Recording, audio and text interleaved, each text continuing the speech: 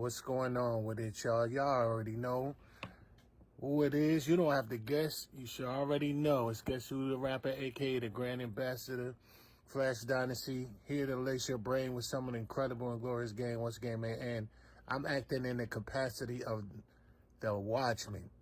Welcome to my new channel, Guess Who the Watchman, where we cover things such as politics and governments and conspiracies and, you know, serious end time prophecies and biblical topics, you know, covering hard, heavy topics. This could potentially fall underneath that. Well, it definitely falls underneath this this topic tonight is dealing with some heavy issues that's specifically targeting the Black community. So I came across this by watching Amazing Lucas, and he was the one that kind of tipped me off to this video with Amanda Seales being, she classifies herself as a Black radical, and this is on a podcast called Surrounded by Jubilee, and it's titled One Black Radical vs. 20 Black Conservatives, featuring Amanda Seales. And what Amazing Lucas was saying, he's saying basically, this generation of Black people that's coming behind us, we're cooked. And I was like, cooked? What does that mean? And once I started watching it, I was like, oh my God. Oh my goodness. It wasn't too far from the truth. It's kind of weird, frightening, and scary, but not too scary because, hey, man, you have people like this that think like this. So before I go deep into any more introductions, hey, if you like yourself, hit that like button. You like somebody else, hit that share button. You love yourself, hit that subscribe button. Hey, and if you want to be certified to be notified, man, hit that notification button, which is that bell. You know what I mean? Ring that bell one time. And hey, man, we're going to get right into it, man. And, hey, forgive me, but I might have to jump around like House of Pain because this is a very long video. And I got some reference videos that I want to highlight at times. So I'm just going to get right into it. I ain't going to hold y'all. Come on with it. By 20 Black conservatives. My first claim is it is undeniable that reparations are just and necessary. By 20 Black Sorry, y'all. Conservatives. By 20 Never mind. Black conservatives. My first claim is it is undeniable that reparations are just and necessary.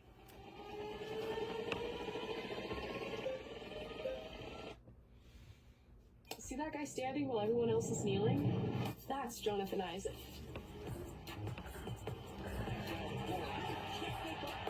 My name is Jonathan Isaac, and I'm here at PragerU. You have to.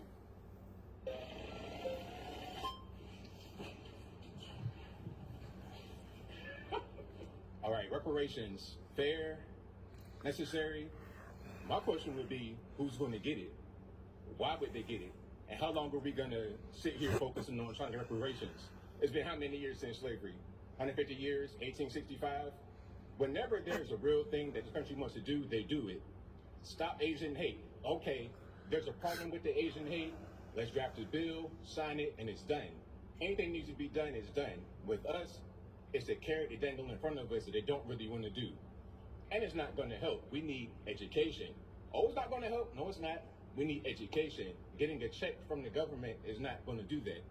And we need proper education. A lot of us go to these institutions where we're not really prepared, we're not really focused, and we don't get things that'll help us in the real world. So if you want to help Black people, a check from the government, from our tax dollars is going to get raised because, let's be clear, everybody in here is Black. We all American, we all got to pay taxes. It'll go to that. So I don't really see how this is going to help us at all. Okay. Before I let her continue on, he said reparations is not going to help our community. Sometimes you got to wonder, like, where these black people come from.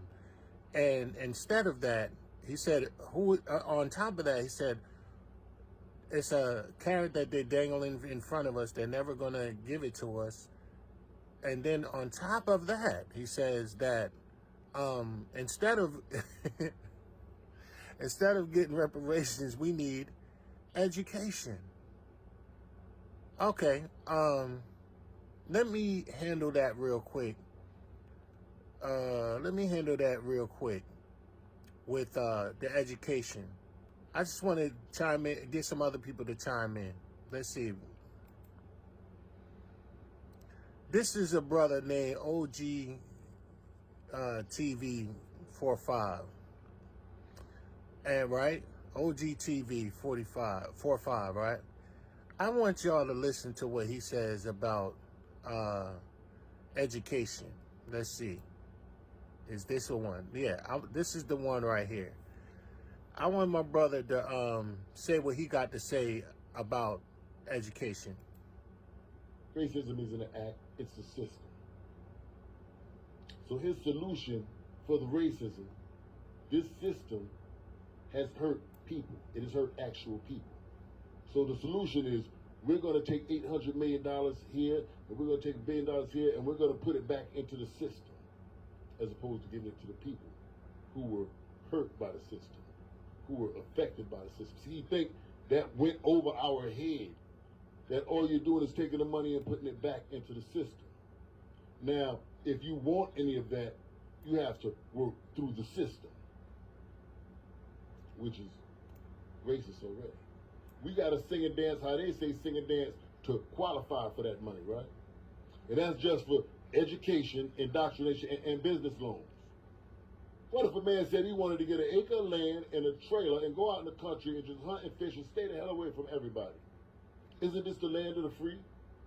Doesn't he have a right? So the man who doesn't want to participate in the system means go to your institutions of learning and be indoctrinated, or establish a business and pay you taxes, participate in the system. If he's not willing to participate in the system, he don't get nothing. That's what you're designing. You're giving the power back to the same system that fucked the people in the first place. Why not give the power to the people?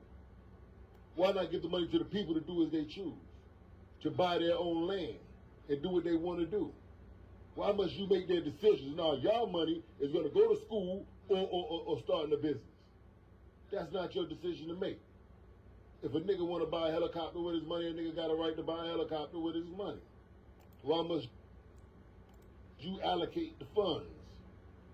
And these are the only two places of business or education. You ain't say nothing about no land. Black folks want their land. That's priority. You don't speak for everybody. So, basically, y'all can hear what he has to say concerning education. Education basically is indoctrination. They're trying to give you stipulations on the reparations that they owe us. And you're either going to use it for education, which is indoctrination, and or participating and open up a business. And he's right. What if that black man wanted to just go buy some land and go hunting and fishing on his land and provide for himself? So I just brought that out there for the education wise. Let's see if he says it again. You're so smart, you dumb.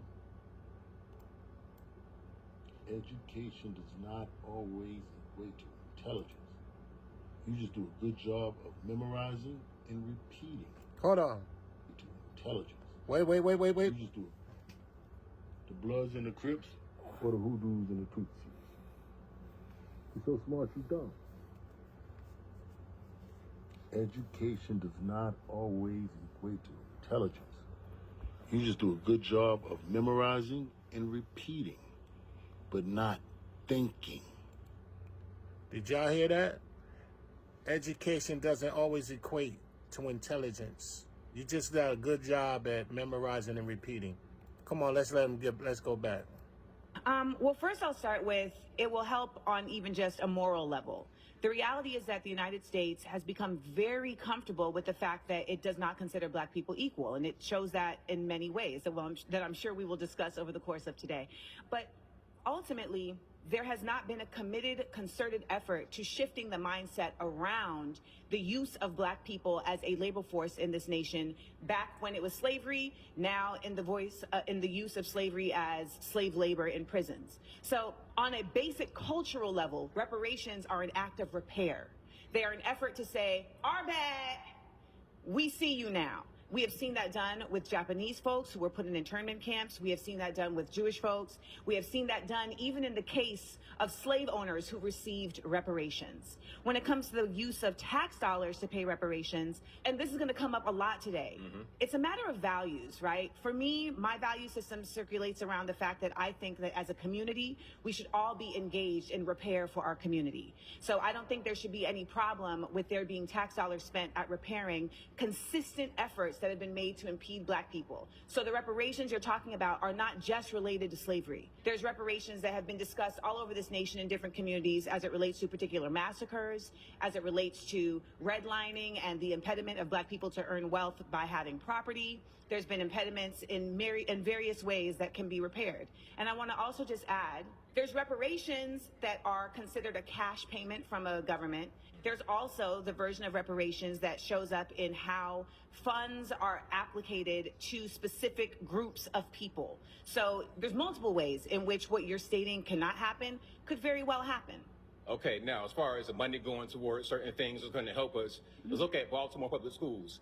They get, I think, the third most money per pupil in the US of A, like $15,000 per student, but yet the majority of the population that comes from that environment can't read. They're illiterate. So we're dumping money on the situation, yes, but yet we're not getting the results we should get from it. Money's not going to help the thing. We need to just focus on what we need to focus on. As far as black people being labor force of this country, what else are we doing? We got 25% of us on some kind of government assistance. 1 out of every 3 black men will go to jail. We got to do something. We got to work with our hands, work with tools, do something, because we're not doing much of anything. And also, one more. Wait, whoa. Slow down, bro. Listen, y'all heard that? This brother said that she brought up the fact that the free labor force coming out of incarceration and prison or these corporatized and privatized what you call it, correctional facilities. She brought that up, and here he come up. He said, how they're getting free labor from us through the incarceration system, and he just brought up the fact that, well, what else are we doing? What else are we doing? And then he pull up a little fact sheet of 37% of us are receiving some sort of governmental assistance or whatever. We need to work with our hands, blah, blah, blah, all this type of stuff. But he just totally glossed over the fact that we're in prison. It's amazing. Like, where do these people come from? I am going to be jumping around, so let her air her final word out, because I want to get to certain things. But come on. One more piece here. Reparations, again, always anchored in front of us, never going to happen. As long as you've been living, as long as I've been living, as long as everybody been living, they say we need it, and it never gets done. One more piece. You just said one more piece, then you're adding another one. I promise. So hold on to it. One more on piece. to it. I'm going to land the plane. I'm going to land the plane, I promise. Reparations is a thing, like I said, it's a carrot that's dangling in front of us. They're never really going to get it done. And if it was going to get done, it would have already been done. It's just something that they're using to try and make us stay Democrat. That's what I wanted to say. Well, Democrats are not doing reparations either. They're not. This is nonpartisan. This is black partisan, baby. Okay? Well, this is nonpartisan. Who do we vote for? Who do we vote for 90% of the time? There's no incentive. To be quite honest, you're not talking to a Democrat. You're talking to a radical. Okay, but Let's land this plane very quickly. Who do we vote for? Let's land this plane quickly. Who do we vote for? You're talking to a radical, not a Democrat. Okay, in other words, listen. This is one of my contentions. They're like, he's up there asking who do we vote for, Yeah, like I've covered in my past couple of videos. Yeah, who do we vote for? The mumps or the measles, the lesser of two evils. And she's saying, look, I'm not a Democrat. She's a black radical. Basically, I'm pretty much the same. I'm neither Democrat, Republican, Independent, none of the above. Because if Christ ain't it, Christ, the black man who is not in office, Christ, who is a black man and who's not in office, hey, guess what? I'm not casting my lot for any of these candidates or that they're putting before us to be selected, and y'all think y'all electing them. So let's move on from him. Let's move on to this young guy here. Let's go right here, because he's kind of interesting.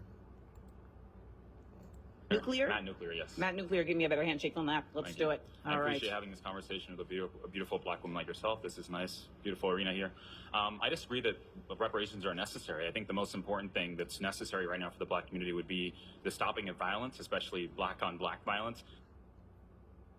Listen, sorry y'all, but when Amazing Lucas, y'all need to go check Amazing Lucas out. But when Amazing Lucas said we're cooked, being the next generation, you could see why.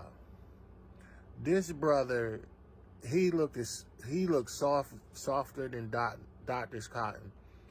His tonality is like he's raised in the suburbs. You know, he doesn't, you know, there's nothing wrong with that, but at the same time, look what he said reparations won't do any help. Who taught him this? Reparations won't help, but what will help, instead of reparations, let's stop the violence within our neighborhoods.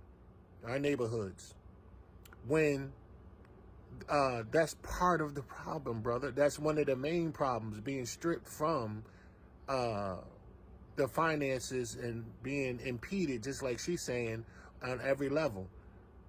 That's going to cause criminality. Besides, we ain't flying the drugs in here. This is an age-old argument that we're not Smith & Wesson. We don't make the guns. We ain't flying the shipment of drugs that's coming in on an annual basis. And that, you know, creates crime. So, but look, it's just the tonality of what's going on. This is what we got to look forward to. Young men like this, it's scary. Come on. I don't see how reparations is going to solve anything. You can give everyone here like a $50,000 check, especially people that are in the streets who are committing violent crimes consistently. A $50,000 check, it's not going to fix anything. It's not going to increase the median household income in the next 10 years by 10% or 20%. For example, we have the Chinese Exclusion Act of 1882. We prevented Chinese people from getting citizenship and even entering the country. We discriminated against them and basically put them under apartheid, even here in the United States. Yet they have the highest median household income. How is that possible? How come they don't complain and feel entitled consistently to beg for reparations and beg for this when they are killing each other 90% of the time, which is the rate that black people kill each other, according to the FBI? Oh, young Matt. Yet white people are the oppressors. I'm not sure where your education came from, but they lied. That man said, yet white people are the oppressors because someone has fed him, you know, a narrative that black people are killing black people wholesale. And yes, we're doing that, but we're not wholesale, but we are doing that, and it does need to stop. But someone is feeding him this information. You know what I mean? But they're absolutely lying to him. This is crazy. And then on top of that, he says, yet white people are our oppressors. Oh, I can't wait for her turn. You know what I mean? Y'all, I can't wait for her turn, but let's go back a little bit. This is unbelievable. Committing violent crimes consistently, a $50,000 check, it's not going to fix anything. It's not going to increase the median household income in the next 10 years by 10% or 20%. For example, we have the Chinese Exclusion Act of 1882. We prevented Chinese people from getting citizenship and even entering the country. We discriminated against them and basically put them under apartheid, even here in the United States. Yet they have the highest median household income. How is that possible? How come they don't complain and feel entitled consistently to beg for reparations and beg for this when they are killing each other 90% of the time, which is the rate that black people kill each other, according to the FBI? Oh, young Matt. Yet white people are the oppressors. I'm not sure where your education came from, but they lied to you. Stats don't lie, though. Statistics lie all the time. So, Whoa, did y'all hear this dude? He says stats don't lie. Hey, you know what? One of my bones that I have to pick with is a woman by the name of Candace Owens. And it's people like her that I label as statisticians, where they completely rely upon stats given to them by people that we cannot trust, people that we are calling our oppressors. And they go along with these sometimes made up stats, or there are a lot of made up stats to fit the narrative that the black community is nothing but a criminal element, and that's it. Therefore, they're justified in, unaliving us on the streets of the United States of America. And then they really get justification to it because they say, look, they're shooting and killing each other. But we're going to get into that as well. But she's big on stats and, all those other house Negroes and bed wenches that they put up before us, like Candace Owens and like, what's the other dude? Brandon Tatum. And they all seems to be, they're getting their information from the oppressors to feed them this information of stats. But let her finish. Let me go. So let's start there, particularly when the statistics are coming from the sources that gain from the statistics being shown a different way. So if you're going to start your argument on stats don't lie, you've already lost the argument. They lie all the time. One, comparing Chinese people who are immigrants that made a choice to come to the United States and comparing the continued effort of black people to ground themselves in a nation that continues to make impediments for them to show and live and exist in their true citizenship is a false equivalency. I don't believe that happens at all. No one here is in. Are you acting right now? Do you really believe I'm telling this? the truth. There's no systemic racism that I've experienced here in America. What system is racist? I think the only racism we've actually seen recently, systemic racism we've seen, is the application of systemic racism against white people. The University of Western Washington, for example, has been trying to segregate dormitories, using black-only dormitories because black people feel safer amongst each other. But they're more likely to kill each other than white people are ever. Man, this is amazing, Lucas. You was right. We can't let these people, these youngins, come behind us with this narrative. This young man said that he's never seen systemic racism, on the part of coming from white people or the powers that be. But yet he says he did witness systemic racism when it came to some college dormitory where they have blacks only and they want to congregate amongst themselves and separate themselves from everybody else. When black people who congregate amongst each other are most likely to kill one another. Or, unalive one another. Yo, but he's never seen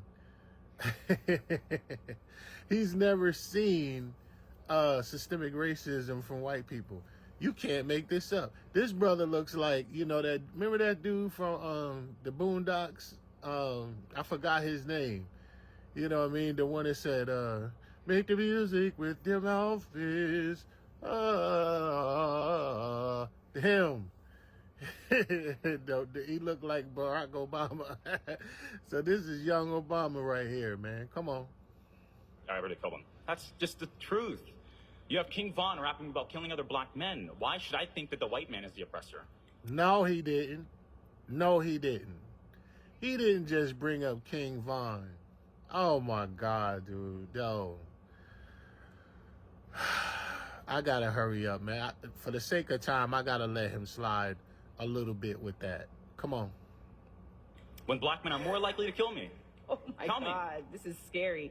You need to think about me as your mama. Do not talk to me in that fashion. So let's check that now. Okay. Okay? So On a basic level, we have to understand that systemic racism is grounded in the realities that black people have not been considered an equal human being in this country since its onset. So there's simply no way to make the argument that there isn't systemic racism, and we have seen in very clear ways the system operate in an organically racist way. Do not cut me off. When we talk about systemic racism, we can start with even the fact that redlining, which was implemented to discriminate black communities. Are you shaking your head that redlining doesn't exist? No, I'm saying I don't think it really existed at all. I mean, no, I don't think so at all. This young man, he's too young, in my opinion, to even really absorb the concept of redlining. So, as usual, you know, me being me, you know, guess who the rapper, guess who the reluctant YouTuber, and in this part, you know, I'm being the watchman. You know, I'm just gonna put some paint where it ain't and say what most can't. But let's let somebody else say it. Here's my brother, my mentors, one of my mentors, Dr. the late, great, incomparable, incontestable, unconquerable, Dr. Khalid Muhammad. And let's see, you know, what he has, what his take is on redlining. Come on. Irish American. My grandparents came here from Ireland in the early part of this century at a time when in Boston. That's Sean Hannity, by the way. If y'all don't know, he used to be on Fox News, but this is when he was talking with Sean Hannity. Come on. In New York and in Philadelphia, it said outside of almost every shop, Irish Catholic need not apply. Within my family history, there is a large degree of racism and hatred and bigotedness that my family had to go through. That's white-on-white crime. Okay, and there's plenty of black-on-black crime in our inner cities today. Nothing to compare with the millions that white people have killed in their major wars. And you are blinding yourself to the truth, sir. The white mass murderers, the white serial killers, and the gays and the... And black selling each other, black selling other blacks drugs and shooting each other's and drive-by shootings and Crips and Bloods. Robbed of a knowledge of self by white people. Oh, blame me. Well, that address. Well, hold up. I didn't even mean for that to play, but I'm glad it played. That addresses the so-called, you know, what this young man was saying, that we're killing each other and black-on-black crimes and stuff like that. Basically, with no comparison to what white-on-white crime and the crimes that are against what they call humanity. Well, I call crimes against mankind. Never taking that into account through their mass murderers, mass shootings, and mass murders in their wars, and the millions of and a voluminous amount of souls that have been lost through their major wars, fomented by white people. Let's get to it now. Let's see if this is it. Oh, let me tell you something, sir, because I am an Irish American. My grandparents came here from Ireland in the early part of this century at a time. We want freedom and independence, however that can be achieved. If indeed white people are willing to go through the painful and painstaking process of mental and spiritual and moral and ethical change, then indeed we as black people, since we've been here in America, we have fought for many years to be included in the mainstream of white America. Now we have determined that as God's hand is stretched out of judgment against America, that we must do something for ourselves and we must build a nation of our own. That is not to say that it is to be a nation so separate until we want to rule over white people. We have no desire to rule white people. We want to express kujichagulia, or self-determination, over our own destiny. If we have a hospital and white people are ill or need attention, they would be welcomed into our hospital, and we wouldn't use them as guinea pigs the way they use us in their hospitals today. If you need a loan and you're qualified and you came to the black bank, we wouldn't redline the districts the way you've done against us. You wouldn't what? Y'all heard that? He said we wouldn't redline the districts. If you came to our bank, the black bank, you needed a loan, we wouldn't redline the districts like you do us. Let's hear him say that again. Come on. Let's hear him say that again. Come on. Let me get right to it. our own destiny. If we have a hospital and white people are ill or need attention, they would be welcomed into our hospital, and we wouldn't use them as guinea pigs the way they use us in their hospitals today. If you need a loan and you're qualified and you came to the black bank, we wouldn't redline the districts the way you've done against us. If in our political structure, we wouldn't set up gerrymandering and all of the redistricting in our system, we would have fairness. We could never treat white people the way they treated us, because God just didn't make us that way. He just didn't give us that kind of heart. He just didn't give us that kind of heart. Now back to this brother. Come on.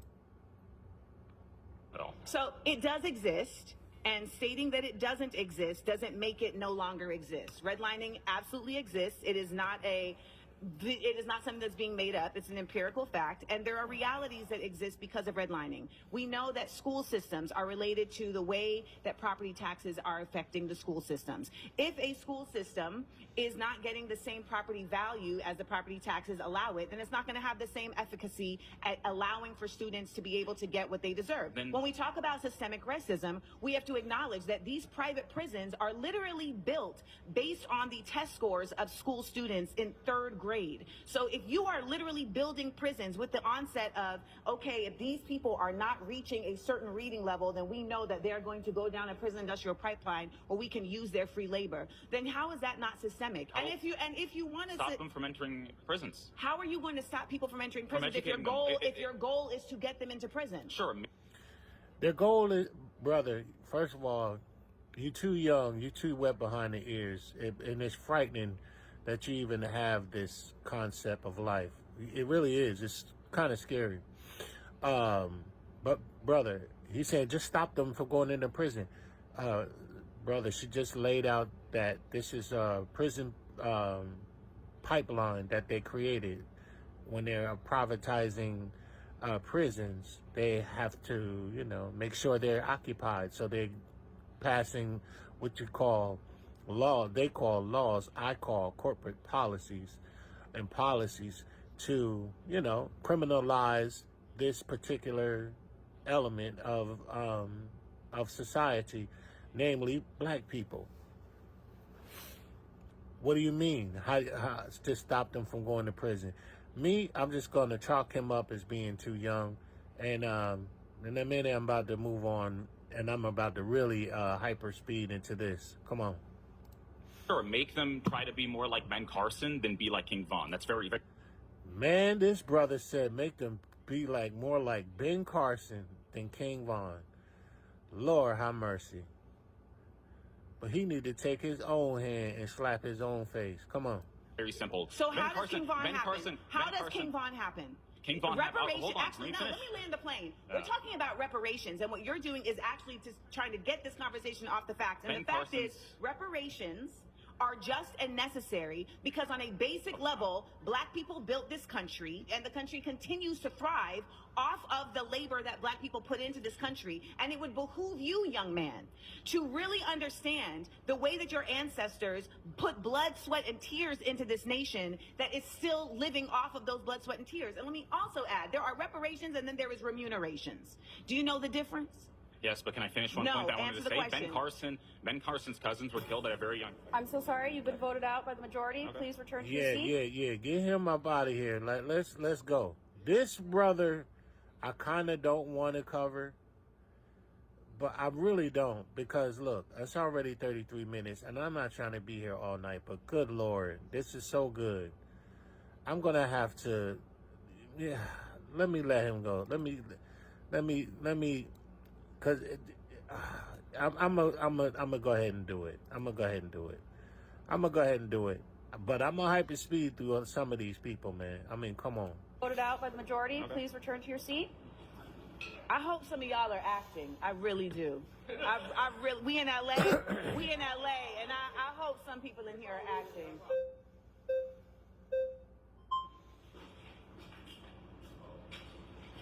Oh, what's that on your chain? This is corn from Israel. Lord have mercy. She took the words right out of my mouth. Here he is. This he looked like Bookman's nephew, and he has a some sort of jewelry on as a coin from Israel, and Amanda was like, "Oh my goodness!" Like you could already tell where this is gonna go.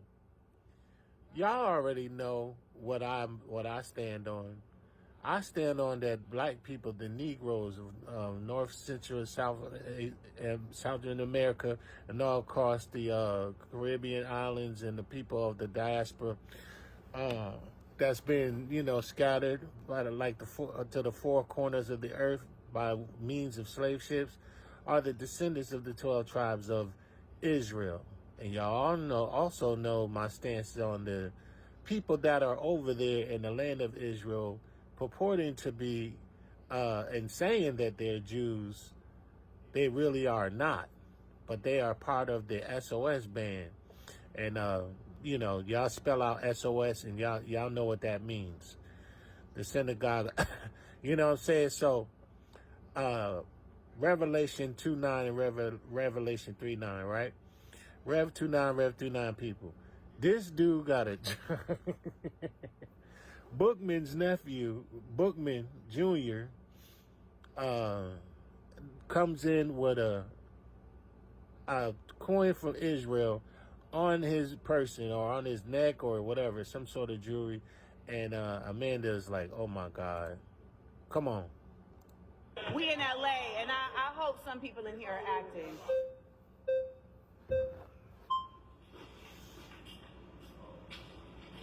Oh, what's that on your chain? This is a coin from Israel. Lord have mercy. Yes, you gotta go. That's a choice that you are making for yourself. Yes. The thing with the whole reparations thing, and I don't know, we're probably close to the same age, so maybe you can't call me. How old are you? I'm 32. I'm 44. Oh, really? Oh, you look young. Thank you. That's what water and keeping stress out of your life will do. Really? Mm-hmm. Liberal positions are real stressful. By the way, I wouldn't know. I'm not a liberal. Carry on. Well, it's the liberal position, because conservatives believe in hard. Yeah, I had to continue on. It got cut off, but let's continue on with this brother right here. Let's get right into it. We in LA, and I hope some people in here are acting.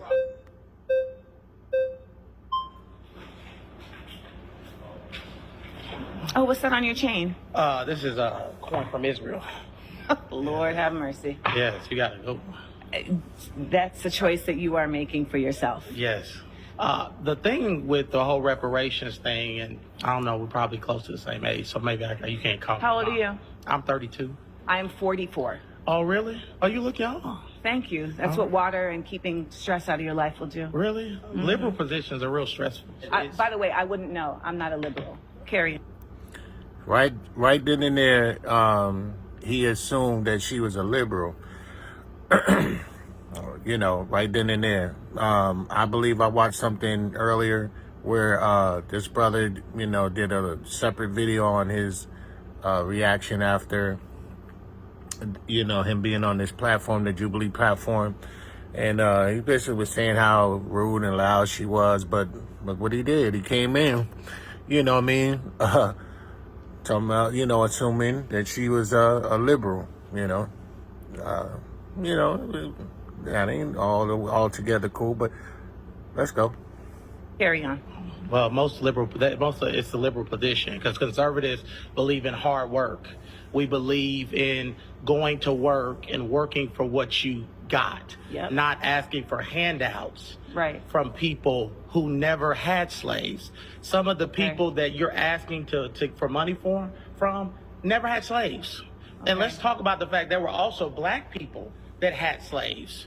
So if you want to talk about that, how is that fair? If I'm a white person and my family fall on the side of the Union, why should I have to pay for slaves when this whole country was never all racist? Some of the founding fathers were abolitionists, and they hated slavery. And they actually put things in the Declaration of Independence and things too, because they believed that there'll be a future where there would be a black president one day, or that there would. Man, do you see the people that's in this crowd? Do you see money right here? Hold on. Look at homeboy right here. Hold up. slaves. Some of the people that you're asking for money from never had slaves. And let's talk about the fact there were also black people that had slaves. So if you want to talk about that, how is that fair? If I'm a white person and my family fall on the side of the Union, why should I have to pay for slaves when this whole country was never all racist? Some of the founding fathers were abolitionists, and they hated slavery. And they actually put things in the Declaration of Independence and things too, because they believed that there'll be a future where there. Look at look at this brother right here, man. What's really going on over here? He done made an outfit, to emulate the black United States flag. You know what I mean? The red, white, and blue. There would be a black president one day, or that there would. And then you got this brother who's an Afrocentric, Amish, Abraham Lincoln, Red Dead Redemption beard, with the the Cornell West glasses on with the I don't understand. This is crazy. We're come on.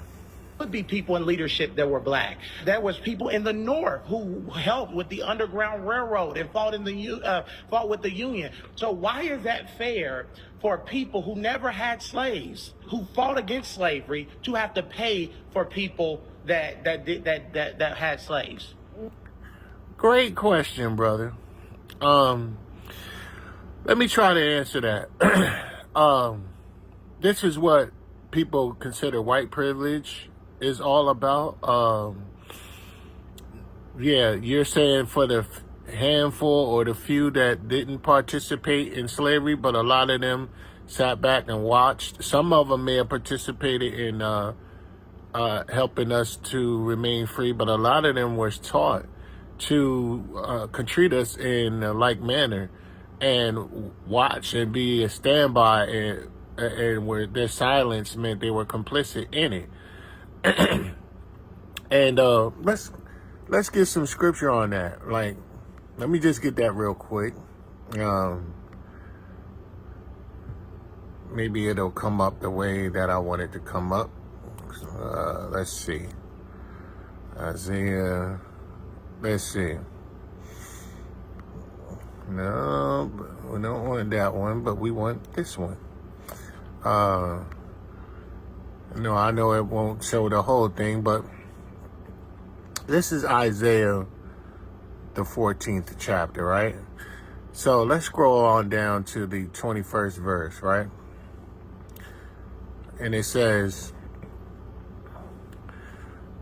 and it reads, Isaiah 14:21. Then the 21st verse says, prepare slaughter for his children, for the iniquity of their fathers, that they do not rise nor possess the land, nor fill the face of the world with cities. I just want to stop right there on the 21st verse, right?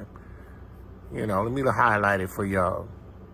Yeah, let me read it again. Prepare slaughter for his children, for the iniquity of their fathers, that they do not rise nor possess the land, nor fill their face of the world with cities. That's how America was brought about. That means prepare slaughter, prepare destruction for his children, for the iniquity of their fathers. So, listen, you got to pay for what your ancestors did, just like we had to pay for what our forefathers did, being the children of Israel. All right. So let's give another reference. Let's see. And, this is for the ones talking about in this generation. I never had slaves, or I never, that was our forefathers. And they don't know whether their forefathers were the one that were abolitionists or not. But here it is. This is Revelation, the 13th chapter. And let's begin at the 9th verse. If any man have an ear, let him hear. Like, you got an ear to hear this. You have to have an ear to hear this. And the 10th verse is why we hear is that, listen, he that leadeth into captivity shall go into captivity. He that killeth with the sword must be killed or unalived with the sword.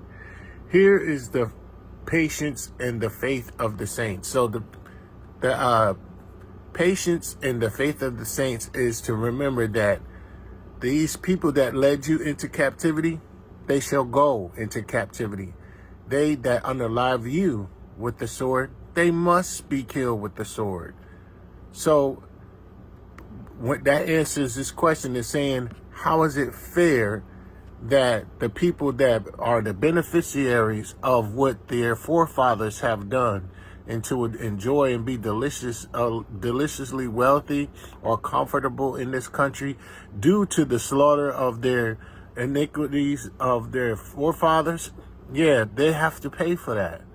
So that answers your questions, brother. But guess what? Why are you the one asking this question?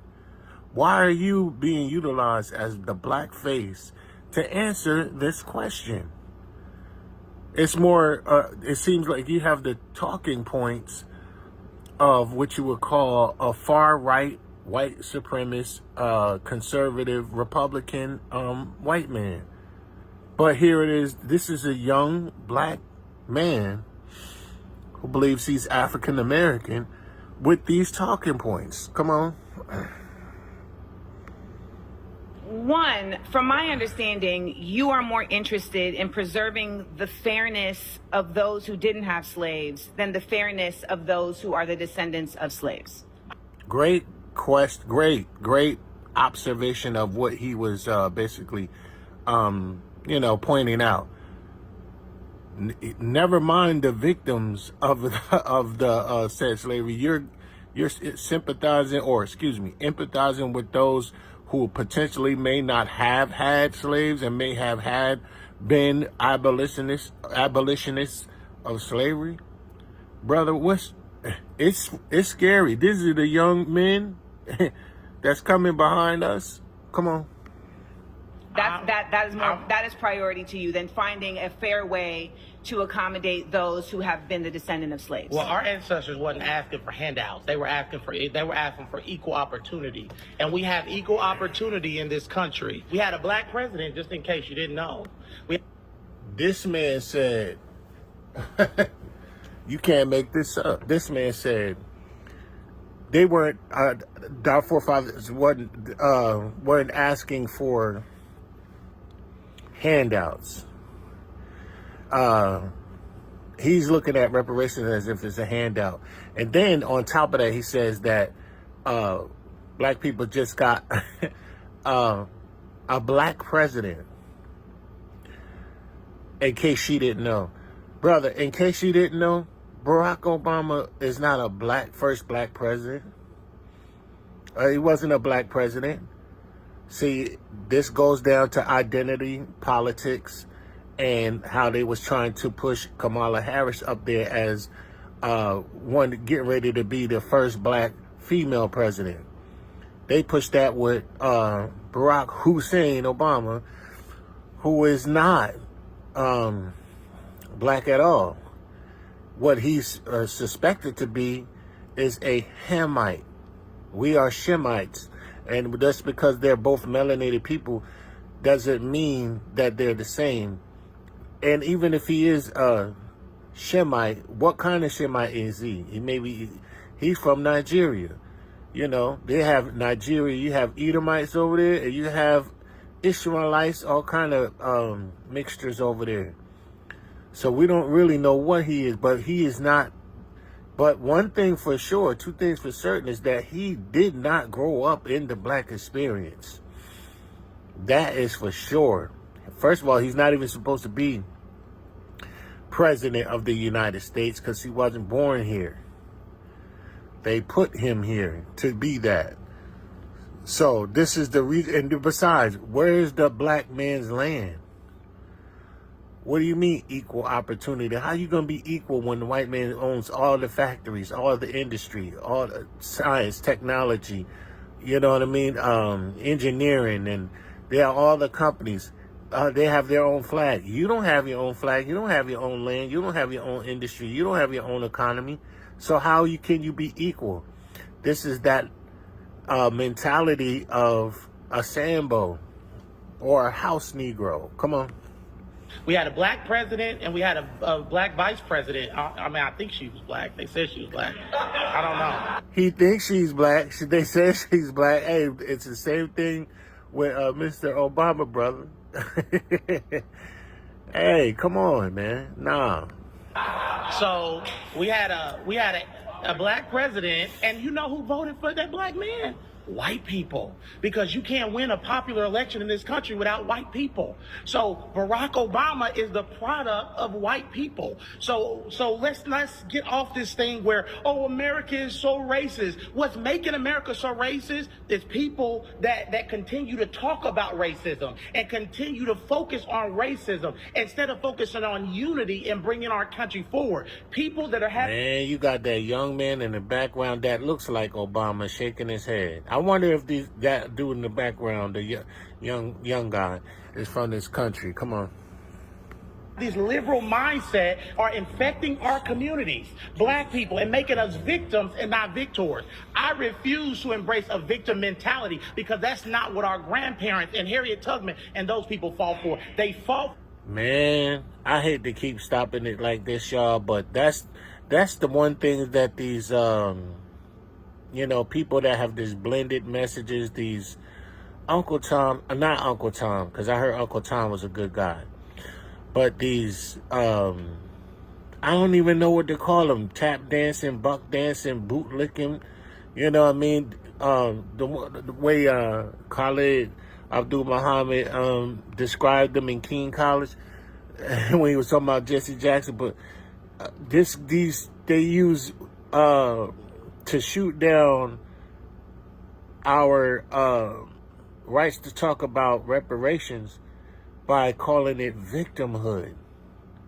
You gotta be absolutely kidding me. This is crazy. So that's what they use. You're not a victim. You're not a victim. I refuse to be a victim. They don't owe you reparations. But what you're gonna find out, divinely find out, that they do owe us reparations, and they're gonna pay us whether they like it or not. Come on. Do not bring up Harriet Tubman's name in vain, baby. Please. The Lord's name in vain. The Lord's name. Harriet Tubman was literally saving her family and others from slavery. Yeah. You know your business better than anyone, right? So why not build an app to run it with Base 44? This finance app solves... You know who helped her? White people. You know who helped her? They were on the Underground Railroad. No. Come on in. No, you know who helped her? Come on in. No, you know who helped her? God and people who benefit from white supremacy. One of the things it's a lie. White supremacy is a lie. No, sir, that's simply not true. If that were not the case, then we wouldn't see the continued effort of colonialism and white people placing themselves in positions of power when they do not have the power. Because their culture. Black culture is toxic. The black culture is toxic. We have produced a culture that is toxic. And let's get on the fact that there's no fathers in the black home. Let's talk about that. Stop. Boy, he really do need to stop. Now, there's another people. Look, I'm sending out shots. Some few of y'all gonna catch some strays. Like he is Free Blanche. Another weirdo, another house Negro, Candace Owens, and this guy, whatever his name is, Brandon Tatum, and all these weirdo conservative guys. This is the one thing they use: victimhood, and what was that? White supremacy does not exist. And that the black culture is toxic. When they know, when we have been completely destroyed by a people and created this toxic culture that you see, how would you react and how would you respond to living in impoverished conditions and constantly oppressed and and being enslaved and being targeted and jailed and racial profiled and redlined, and you know, how would you feel? How would a white man feel? But see, they got black people to, you know, use as their mouthpiece, because they know if they was to get up there and say these things, they would definitely be called out for being racist. And we're going to deal with that topic. But I just wanted to point out that they use these these Sambo House Negroes to bring up these two weak talking points of victimhood and the fact that the black culture is toxic. Come on. Stop. Let's talk about that. None of this is gonna work if y'all are just gonna sit here and make up shit. It's not gonna work. No, it's a debate. It has to be in facts. You're You are putting off literally emotional liberalism I am right not now. putting off emotional liberalism. You're putting off unfounded lies That's what y'all based do. Y'all in start saying conservatism. misinformation. Remember they It did the is misinformation thing all summer where everything Look at this conservative man. did. They said You're carrying a chain around your neck of an apartheid nation that actively wants to harm black people and What about the non-Jewish people. apartheid? What about Look.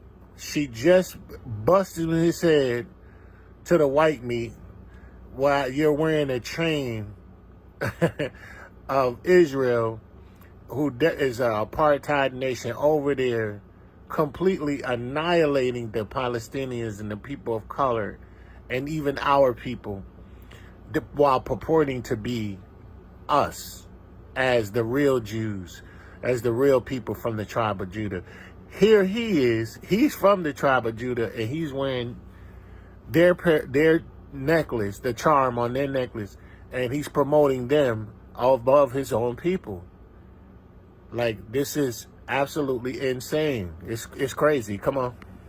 But let me bring it back. Let me bring it back. Selling black people Let me in bring Africa it. That was not happening in the context that you're saying. And they were selling Let's their bring own it people. back. Black people still sell their own people today too. By I don't the know way. if I'm gonna last. We're selling our own people today I don't know too. if I'm gonna You last. probably won't last with me. I won't, because your ignorance is so See, y'all, overwhelming. that's liberals. Y'all start name calling when y'all get defeated. Now he's categorizing her as a liberal. She told him from the very beginning that she's not a liberal.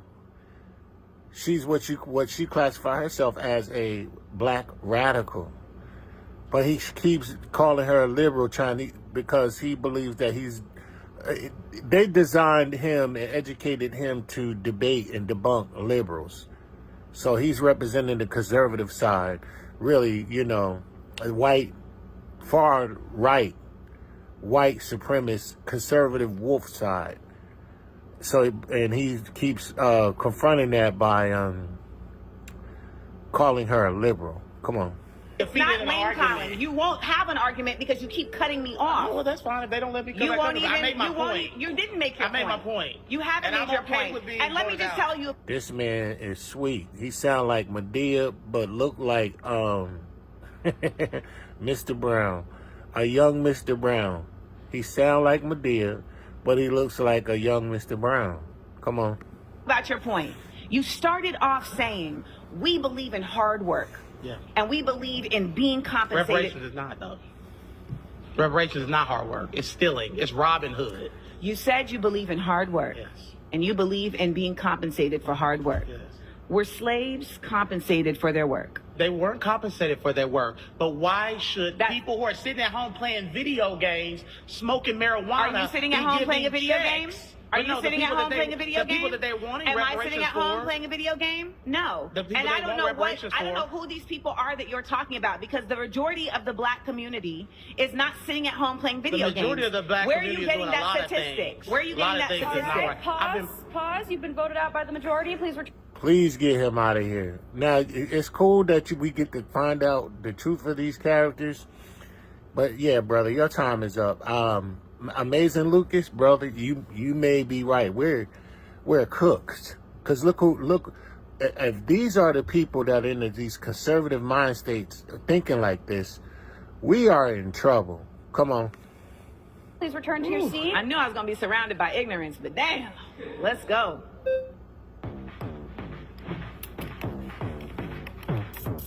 It's absolutely unbelievable. Who's next? All right, look, I'm only here for the smoke.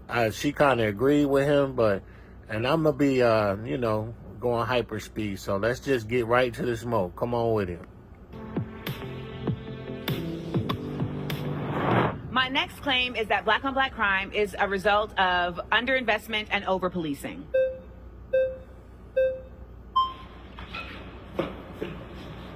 So you say that black on black crime is due to underfunding and over-policing, essentially. Yeah. I actually don't necessarily disagree with one of those. Okay. I think that, however, the government, who do you think should be responsible for the funding piece of the black community? Should that be something that the government should step into, or should that be something that we as black people need to handle ourselves?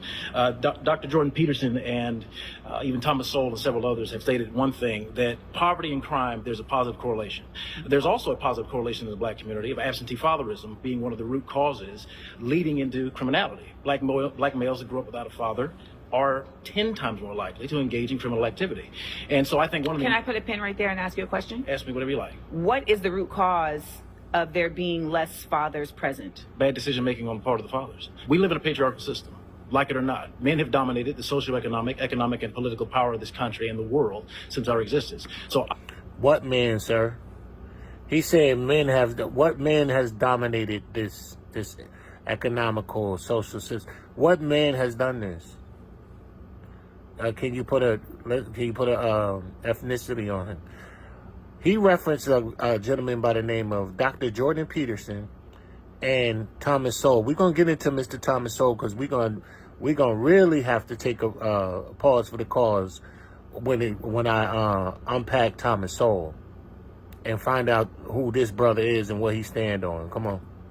So our bad decision making, especially when we focus on the black community, is the root cause of fatherlessness. What type of He said the reason why for the absentee fathers within the home is bad decision making. We're gonna find where he is. What part of the country he's from? I have no idea. But most of the black people that come from where I come from, we understand that we have been scientifically maneuvered out of the household due to them choosing welfare over having a man within the house. Basically, the white man coming in with this system saying that, look, you can't, telling the black woman, you can't receive any of these benefits of welfare that we have for you, which includes Section 8, Medicaid, medical assistance, and as well as food stamps. You can't receive any of these as long as the black man is in the house. This is and incarceration and all that type of stuff and being over criminalized and victimized.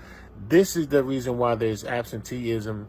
Our father that are absent within a black home is for these major reasons right here. Come on. Of decisions. Not marrying women we decide to lay down and have children with. Lord have mercy. Criminality. Black males that grew up without a father are 10 times more likely to engage in criminal activity. And so I think Can I put a pin right there and ask you a question? Ask me whatever you like. What is the root cause of there being less fathers present? Bad decision making on the part of the fathers. We live in a patriarchal system.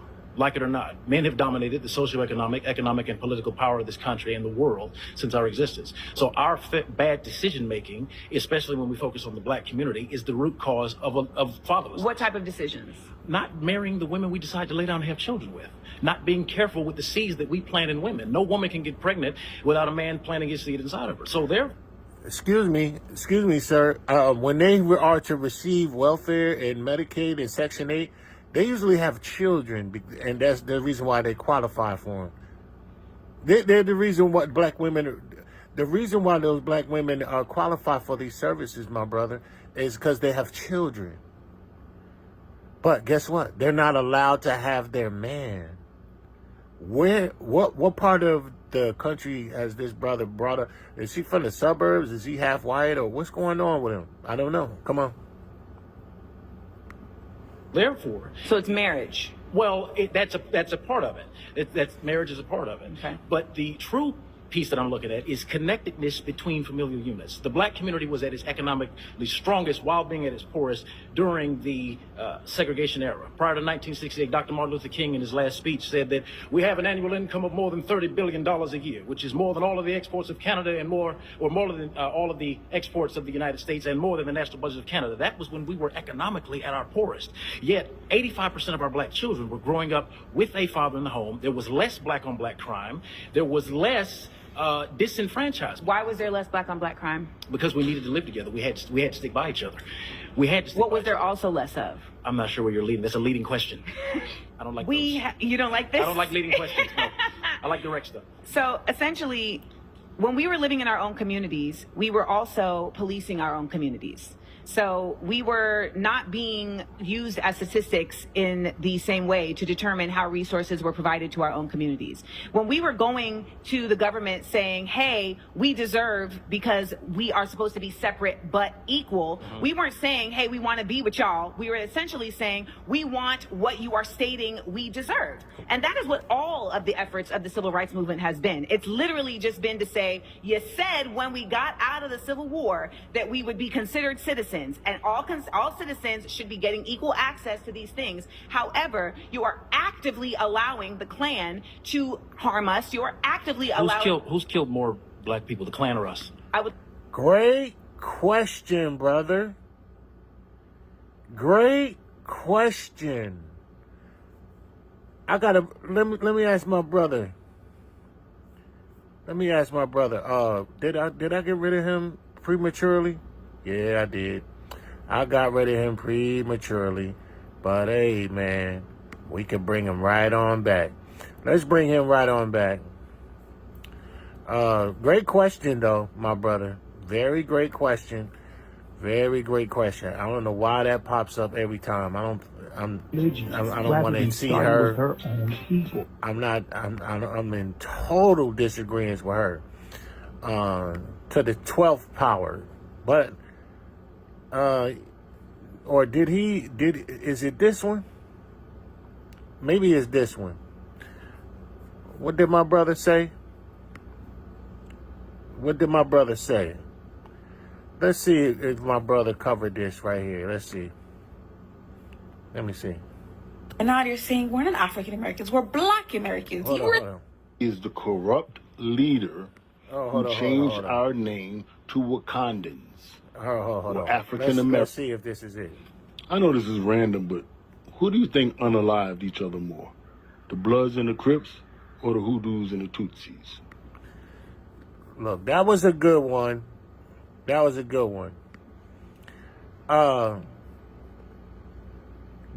one. He's saying we killed each other more. I'm trying to see if this is it. Y'all bear with me. Real quick. Because you can't make this stuff up. Destiny. If we have a hospital and white people are ill or need attention, they would be welcomed into our hospital and we wouldn't use them as guinea pigs the way they use us in their hospital. Let me tell you something, sir, because I am an Irish American. My grandparents came here from Ireland in the early part of this century at a time when in Boston and New York and in Philadelphia it said outside of almost every shop, Irish Catholic need not apply. Within my family history, there is a large degree of racism and hatred and bigotedness that my family had to go through. That's white on white crime. Okay. You heard what Conley Abdul Muhammad said? That's white on white crime. Now watch what Sean Hannity said. Let's try to answer this brother talking about who kills people more, who kill each other more. All right, come on. And there's plenty of black on black crime in our inner cities today. Nothing to compare with the millions that white people have killed in their major wars. And you are blinding yourself to the truth, sir. The white mass murderers, the white serial killers, and the Gacy's and the and blacks selling each other, blacks selling other blacks drugs and shooting each other's and drive-by shootings and Crips and Bloods. Robbed of a knowledge of self by white people. Oh, blame me. Thank you. Robbed of a knowledge of self by white people.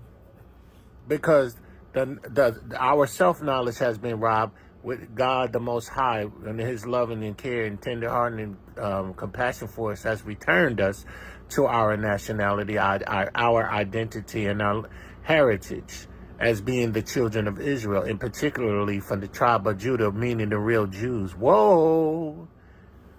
Come on. Blaming white people for their problems. Blaming white people for when their you problems. take a people and completely destroy them, what else do you expect? Nobody ever destroyed you, but you murder millions of people and Sir, drop I've never bombs. deaded anybody, sir. I've never You dropped a keep- bomb on anybody, sir. No. You're trying to drop bombs on this radio Sir, I'm not station. trying to drop bombs. You're just too late. You're a bombastic little Come statement on of with it. devil. Come on out with it. What's the matter? Come on out with it, brother. This is what these people are representing.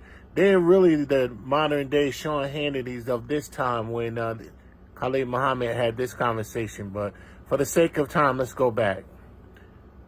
What was your question again, brother?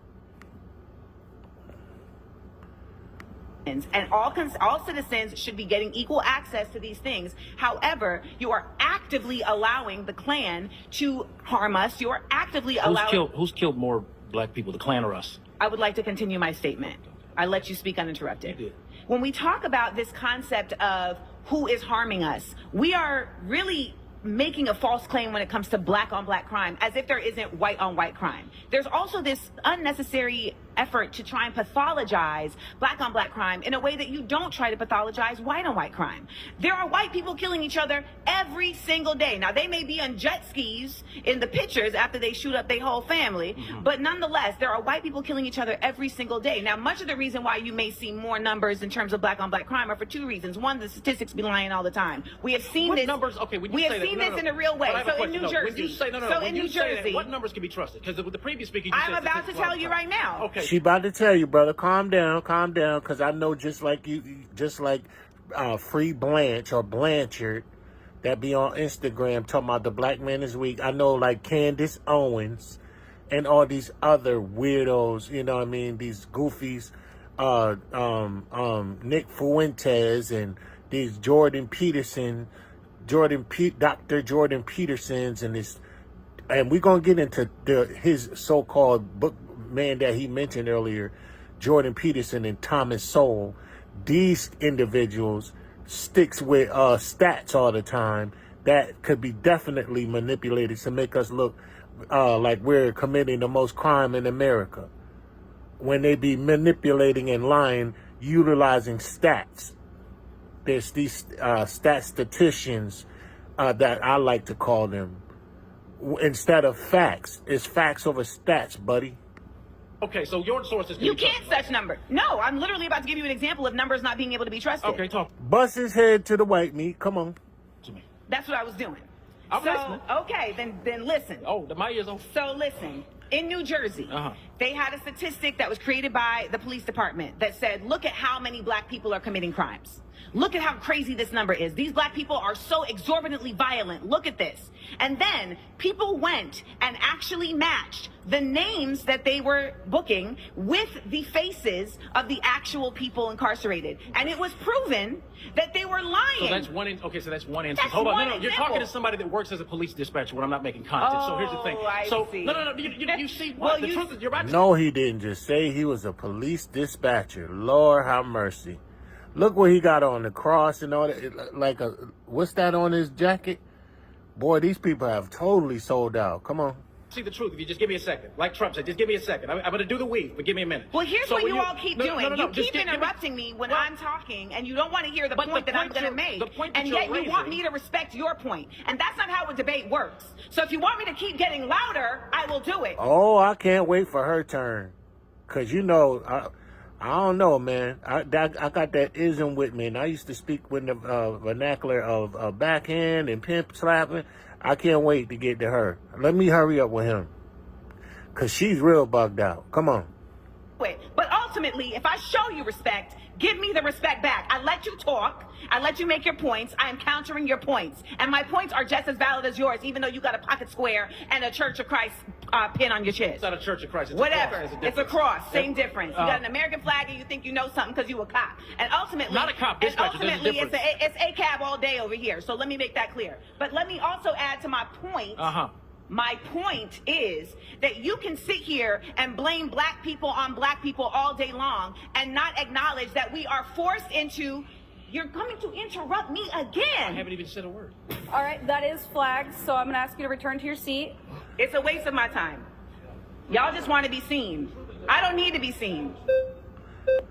Still paying. Oh, I for hope these it's her turn. subscriptions just to find. Cause free I'm really graphics. gonna Skill gives you speed by. everything you need for your next creative project. I'm really gonna speed by. Hello. How? Oh yes, she's probably my favorite. I don't know why, but my spiritual animal. I really truly do believe that I am a spiritual honey badger, and boy, it's something about serpents. I love their food for me. They're bread for me. I love serpents. I like to call women with attitude puff adders. You know what? An adder, a puff adder that puffs up against you, and they're very venomous snakes, very venomous serpents. And when they come around me, I get excited. My gland starts salivating, and I know, oh, this is about to be good. Oh man, it's gonna be good. Out of all them busted Sambo house Negroes, yeah, it ain't nothing like the bed wench. Boy, ain't nothing like the puff adders, boy. It do something to me. Come on, baby. She came with the respect, though. Seem like she respectable, huh? Watch this, y'all. Waste of my time. Y'all just want to be seen. I don't need to be seen. Lord have mercy. How are you? I'm Jasmine, the pretty Say less outfit. Okay. Thank you. So this is my thing. I think the premise of your question was black on black crime. So I think I'm coming from a place, and I guess my issue is having had my biological father murdered by a black man, having had my cousin shot in the head by a black man. We can talk numbers and statistics and what the people are doing, and what the white man is doing and all that. But at the end of the day, I see when my family lives on the south side of Chicago, and I think you and I both can attest to this, and I'm not saying that there are not other factors, but we know that we kill each other at a disproportionate rate than any other race. Now, why we do that and why 6,000 to 9,000 black men are going to be homicided or killed or whatever by the end of the year annually by other black men, whereas the likelihood of a black man being killed by a white police officer is less than 150 per year, we know that we kill each other at a higher rate. So I'm not debating that there are not factors at play, but because I've lived the experience as a black woman losing my father to be murdered by a black man, walking down the street to hear that, by the way. no worries, thank you, but walking down the street in inner cities and different things, knowing that it's more likely that my own brother will rob and break me than a white man or a white officer, we got to be real. What's your proximity to white men in the south side of Chicago? Are there even white men around to rob and rape you at the same rate that there are black men? There are white. Wait. Now look, Amanda, shout out to. I wish I didn't cut her off, but let me watch this. In inner cities and different things, knowing that it's more likely that my own brother will rob and break me than a white man or a white officer, we got to be real. What's your proximity to white men in the south side of Chicago? Are there even white men around to rob and rape you at the same rate that there are black men? There are white. Good job. Very great question. You see how she totally snapped her and put her back into reality? That snapped and smacked her right back into reality. What is your proximity? First of all, what is your proximity dealing with white people? Are you surrounded by them in the southeast side of Chicago, the south side of Chicago, southeast side? For last time I checked, ain't hardly nothing but black people over there. The population probably they're probably very minimum over there. I told y'all, I was talking to my boy Henry on my other video dealing with Trump sending them people to D.C. He was on his e-bike frolicking, while in the black neighborhood, they getting harassed, arrested, detained, restrained, and questioned, and all of that. And he's a Korean guy. He was nowhere near in proximity to the frequent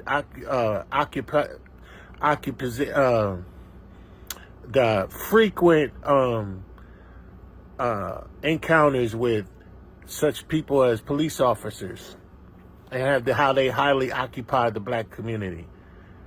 So yeah, great question, Amanda. Where does white people for this this comparison that she got once again from stats? Come on. are white men around at the same rate. There wasn't a lot of black people in there, but then that doesn't justify the fact that we're destroying each other. So even if we get nothing, we can agree on that. Okay, because I feel like a lot of nothing times liberals will argue like, well, I'm not a liberal. I'm not a liberal. Okay, well, I will say that people that sometimes have your stance that are against conservatives, maybe they have this claim that they're making it up. They're making up the numbers. We know that we do that to each other. So I want to get to the root of the issue. Why are we killing each other?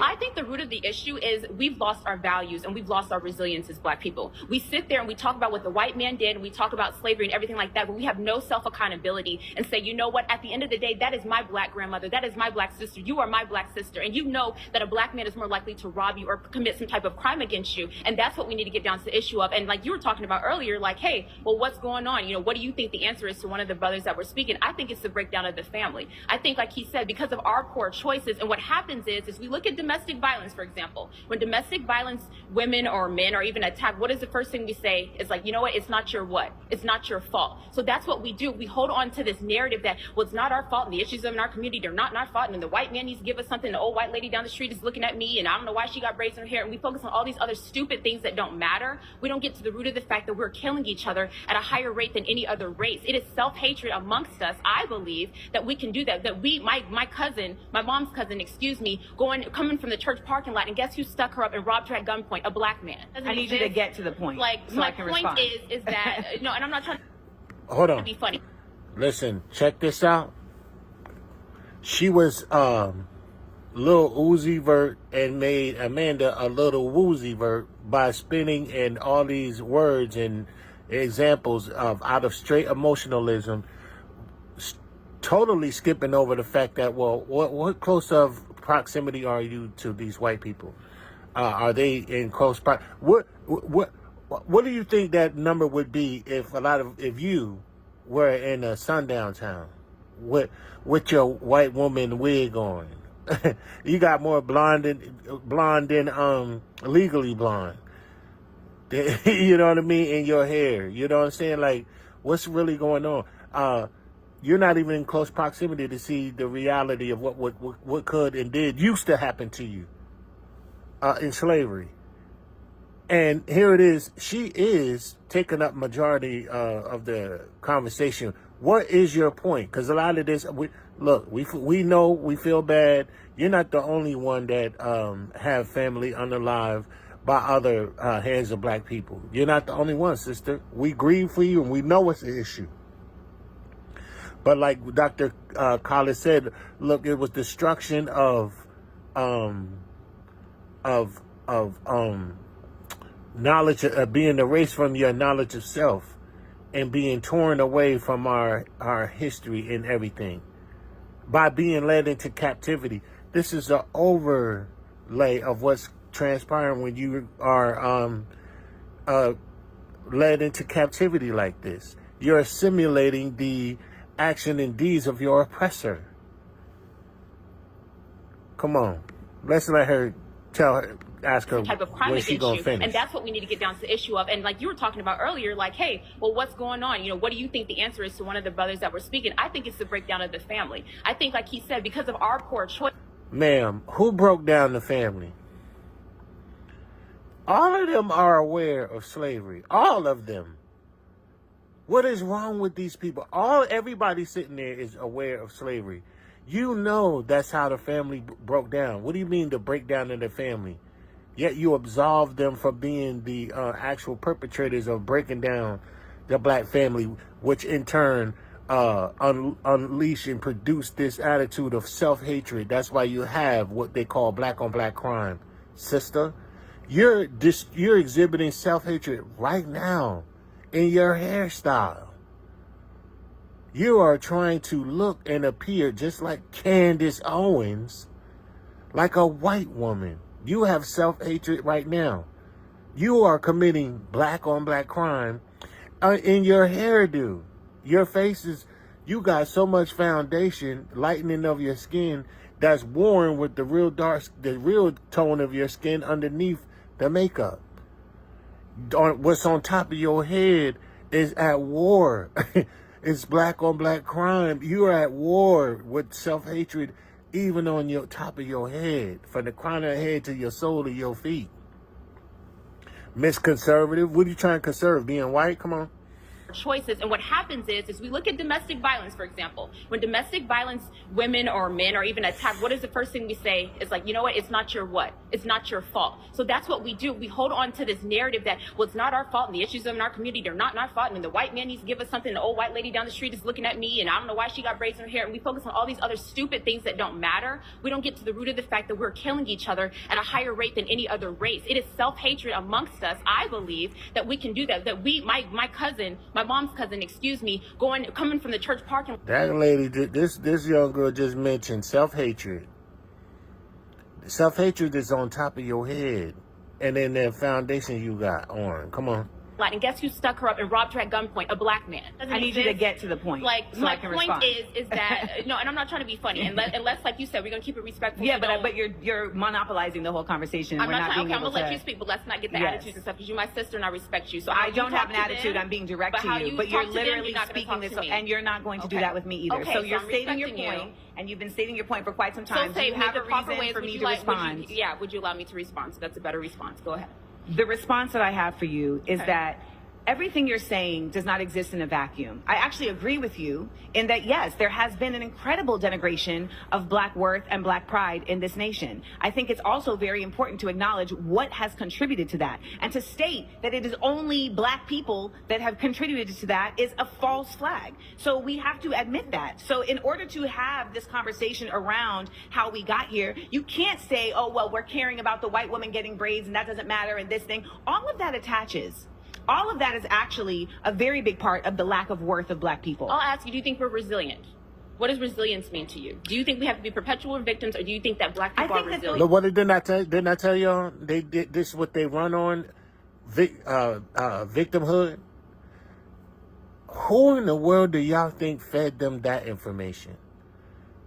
Black people didn't get that from Black people, and the Black people that did get that from other Black people, they didn't get it from their Black people that came before them.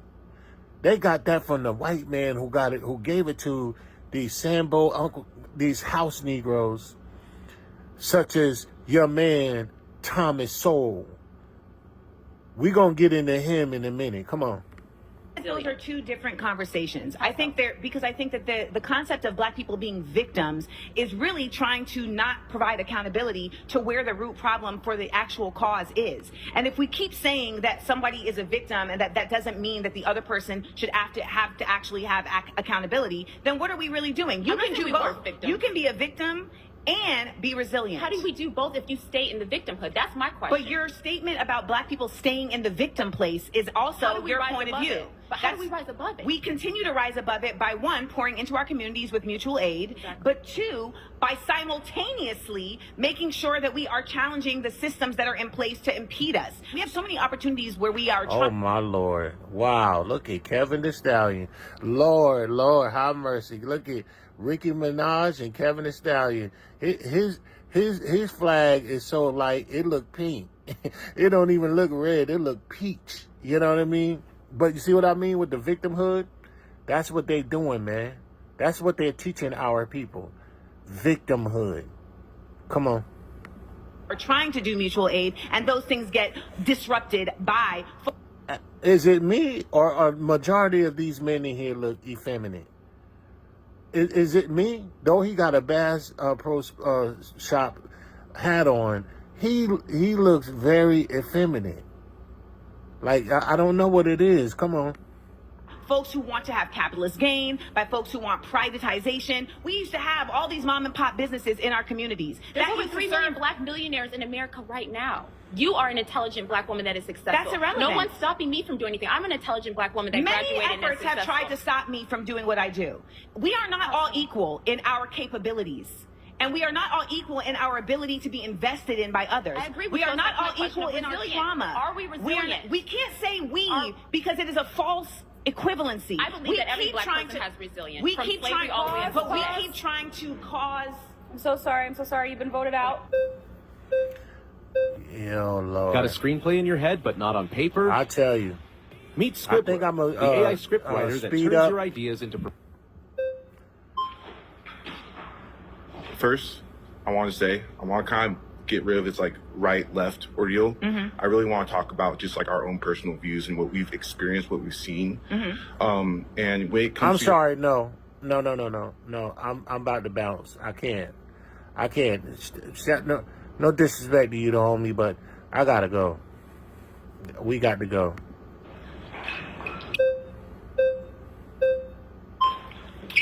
Oh my God. Joshua. Hello, Joshua. Yeah. So all of these dudes look softer than Cottonelle. They're softer than Dr. Cotton. Like, what's going on? Come on. I have two claims I want to settle. So I'm originally from New Orleans, right? And I've seen black on black crime my whole life, right? Yes. I don't believe it has nothing to deal with the police. It's more with the community, because there's a lot of pride that's in that city, where to the point where this person can't tell me nothing, I'm gonna kill him, I'm gonna take him out. Yeah. Is that simple in New Orleans? Yeah. Now in Cali it's probably the same way, but Wait a minute. I'm getting ready. I'm breezing by him. I got to go on to the next topic. But before I do, you notice, I know this is under the umbrella of black on black crime and all of that, but it's it's just their viewpoint is a little bit exhausting to me. So I don't even want to spend any more words on it. Let's get on to some other topics. I'm sorry, brother. Sorry, but I got to go. For partnering with us on this episode. Now, let's get into it. My next claim is systemic racism isn't a theory. It's our lived reality backed by data and history.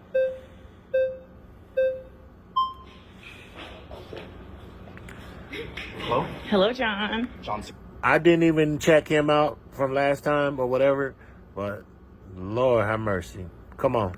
Daniel. Hello, John Samuel. First name. All right. Blame my parents. Hi, parents. Lord, I want to listen say to you that first. again.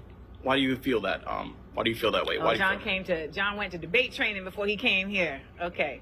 Ultimately, I feel that way because it's simply just facts. It's in the books, and that's why there have been laws to challenge it. There have been innumerable instances where actual systems were created specifically for the impediment of black people to advance. We have also seen numerous instances where there were things created for black people to advance, and they were taken back under the auspices of, we don't want them to advance. Ultimately, systemic racism exists in our institutions on a government level, in our institutions, whether it's prisons or schools, and it is undeniable because they are actively trying to reinstate it right now.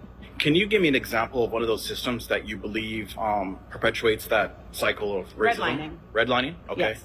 And how does that, can you elaborate? How is that affecting the black community? Do you know what redlining is? I know a little bit. I'm not an expert. Redlining was a system that was... Wait a minute. We dealt with redlining. But he does have debate training. He wants her to show her hand and all of that. And basically, yeah, if these things exist, where are they? I get where he's coming from. Somebody trained him.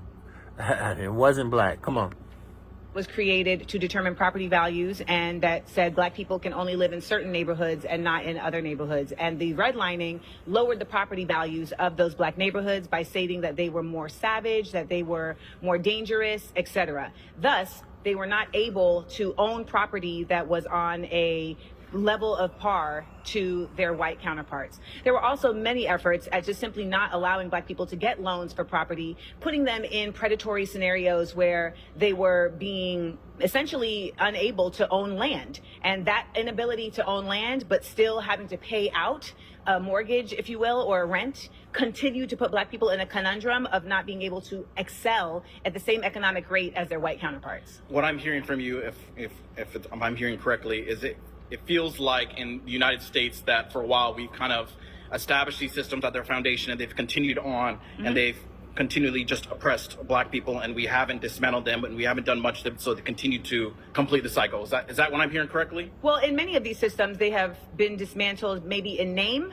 but because this country has never dismantled the culture of racism, they end up still living in practice. So we see that, for instance, in the way that the appraisal system works. Now, we saw there was an entire documentary on how appraisals have been also very racist, home appraisals, right? So your ability ability to sell your house for the value that it deserves. Right. There were a number of homes, particularly in Marin County, California, where black people had one appraisal when they had their blackness up. So they had their dashikis hanging, you know, and they had their, they had their Black Good Times poster. But then when they removed all of those items and put up white people and a dog in the house, and then had their white friends come and pose as the owners of the home, the appraisal was significantly higher. And we have seen that in a number of instances. Now, of course, that is just Marin County, but there are a number of other scenarios where this has been relayed. And that's why there were certain efforts by the Democratic Party to say, okay, well, we're going to try and step in for this. I actually remember that case, and I watched it with the family, and I thought that was just really just terrible. But the problem I guess I have with systemic racism is, I guess for somebody like me, where my family comes from, the Deep South, you probably don't even know it, Aliceville, Alabama. I can't swear at a man. Probably not. This is sick. All right. Okay. That's where my grandparents are from. And my grandpa came, if you saw the house that he grew up in, I'm not trying to be funny, it looked like a slave house. It was just, they grew up in poverty. And the fact that he was able to go from that and get the highest rank enlisted in the United States Navy amidst, you know, all these, you know, systems, so to speak, and he was able to buy his own house out in San Diego. He was able to, you know, pass on these things to his son, my dad, and his grandchildren. You know, now I'm able to get an education. I was able to get my undergrad, my master's, that, you know. You notice what he was able to get? Because his great grandfather or grandfather, whatever, was able to get a high ranking in the Navy. He was able to get his grad, his undergrad, and get thoroughly, fully, over the top, thoroughly indoctrination certificates and degrees. So this is why they come up with these talking points. What they don't fail to understand is that a lot of these so-called big rich people or powerful individuals such as David Rockefeller took over the curriculum of school to deter you from getting your own, to becoming the cogs in the wheel for them. So now that's through indoctrination through the Board of Education. So instead of you repeating the cycle, getting your own land or whatever, you got an undergrad. You got a degree. Come on. The great-great-grandson of enslaved peoples can now say that, you know, educated and can even run for Congress. You know, I don't see how... Educated to run for Congress. You can't make this up. And another man's house. This is what we mean by house Negroes. You could tell his mustache tells you what he on. You know what I mean? It's unreal. The goatee, oh my goodness, man. The Red Dead Redemption, you know, John Marston goatee. You can't make this up, man. The handlebars. Look, no, brother. This is what you're bragging about? You don't have a Congress. You have to be a part of their Congress, their Senate, their House of Representatives. You don't have a house to represent. That's the problem. Come on. These systems are still in place as they were before. Because before, I would say you do have a little bit of a foothold. You do have some validity there. But I just think these days, when we call it systemic racism, really what we're calling it is those people who may still be in those institutions, those individual people who may actually be racist and hold some racist ideals, who are continuing to perpetuate this. I believe it's those people. So in all reality, the problem is not the systemic racism. The problem is us. The problem starts with... It always come back to us, not them.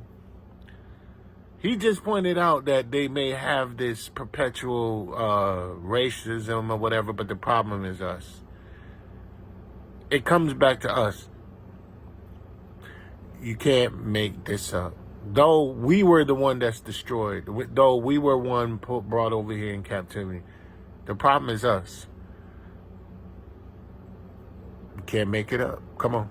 with those people who are perpetuating these, kind of, racist ideals. And so I feel like just to attack these systems is just, it's nonsensical. Who's running the systems? Like which system? You're talking about Whether Congress, it's the prison government? whether it's the prison industrial complex, we're seeing this now with immigration and ICE. We're seeing this also with the effort at not making schools available for equal level of schooling available with the voucher systems that are now allowing tax dollars to allow people to go to segregated schools. Right. Who is controlling those systems? So for instance, in Tennessee, right? Yeah. So in Tennessee, you have a Senate and a House of Representatives that is largely controlled by white Republicans and that have actively said, we are not going to consider what the people want in our constituencies. We are going to simply just do what we want to do, to the point where they have removed. So it's only in those states that have largely white legislators or largely white people are controlling these systems. I'm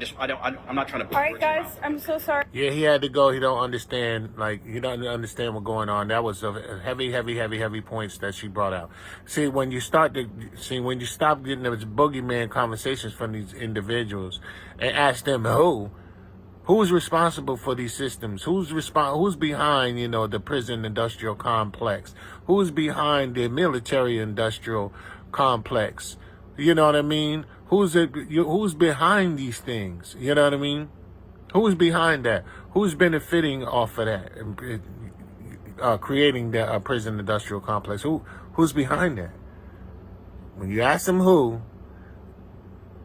Gregory Hines come out. They start tap dancing. Come on. Sorry, you have been voted out. Please return to your seat. Yeah, see you later, brother. Oh, my God. Oh, my Lord. So to go back to your claim, you basically said something about Tennessee and how they said what exactly. You said they are not in favor of what their people said, or? Yeah, Tennessee has actively said, we're not really listening to our constituency. We're not even going to allow them in the gallery when we're voting on certain issues. So for instance, like when it comes to guns in the classroom, the constituency very largely said, we do not want guns in the classroom. And they were like, well, we don't care. We're going to do it anyway. We've also seen them actively silence members of the House of Representatives who are black and not silence someone who is doing the exact same action who is a white woman, Gloria. Shout out to the Justins. You are right, actually, on this aspect. I did actually remember a time where 2 black Democrats, I believe, were actually not allowed to speak. And that was interesting. And I found that really insane. Considering you can't make this up, man. I told y'all, man, there's a common theme going on with these so-called men. These are and these are young people, you know what I mean? Like, this is what's going on. They're effeminate. And this is who they want. Look, this is who they want to speak for them. They don't want no rough, rugged, raw people like Malcolm X, that have that Malcolm X, that Fred Hampton spirit, that Huey P. Newton, that Bobby Seale spirit, and that Eldridge Cleaver. No, they don't want them no more. No. They're either going to have a loudmouth black woman or Candace Owens or dudes who speak in this soft tone and this nature like this. The socially awkward, socially reject, you know what I mean, people, black people amongst our community. He's not in the hood these are house Negroes. I'm a field nigger. I'm a field Negro. You understand? And no, we hate our condition. We hate our masters. No, we don't love them. These are lovers of the master. Look, they're emulating them and being so soft and effeminate and demasculated. They've been emasculated. And this is who they want as their mouthpiece. Come on. Or if you're a black woman, you got to be a bed wench. You know what I mean? Come on. Considering they're representatives of the state. Yeah. So, no, I totally can get where you're coming from, but I don't think that's a institutionalized problem where it's a law, per se. I think it's more so a personal vendetta in a way. What's the difference if you are a lawmaker and you are exacting your personal choice through through impediment of law change. So if we're going to go based on systemic racism, it has to be institutionalized, which means it has to be written into law, made. Check what it does. You can just record your vocals like this. Yeah, yeah. Then you drop. Made public. When it comes to that aspect, that's not necessarily made public by law. That's made public by choice and actual discrimination by person. So I can give you an example in Tennessee. Okay.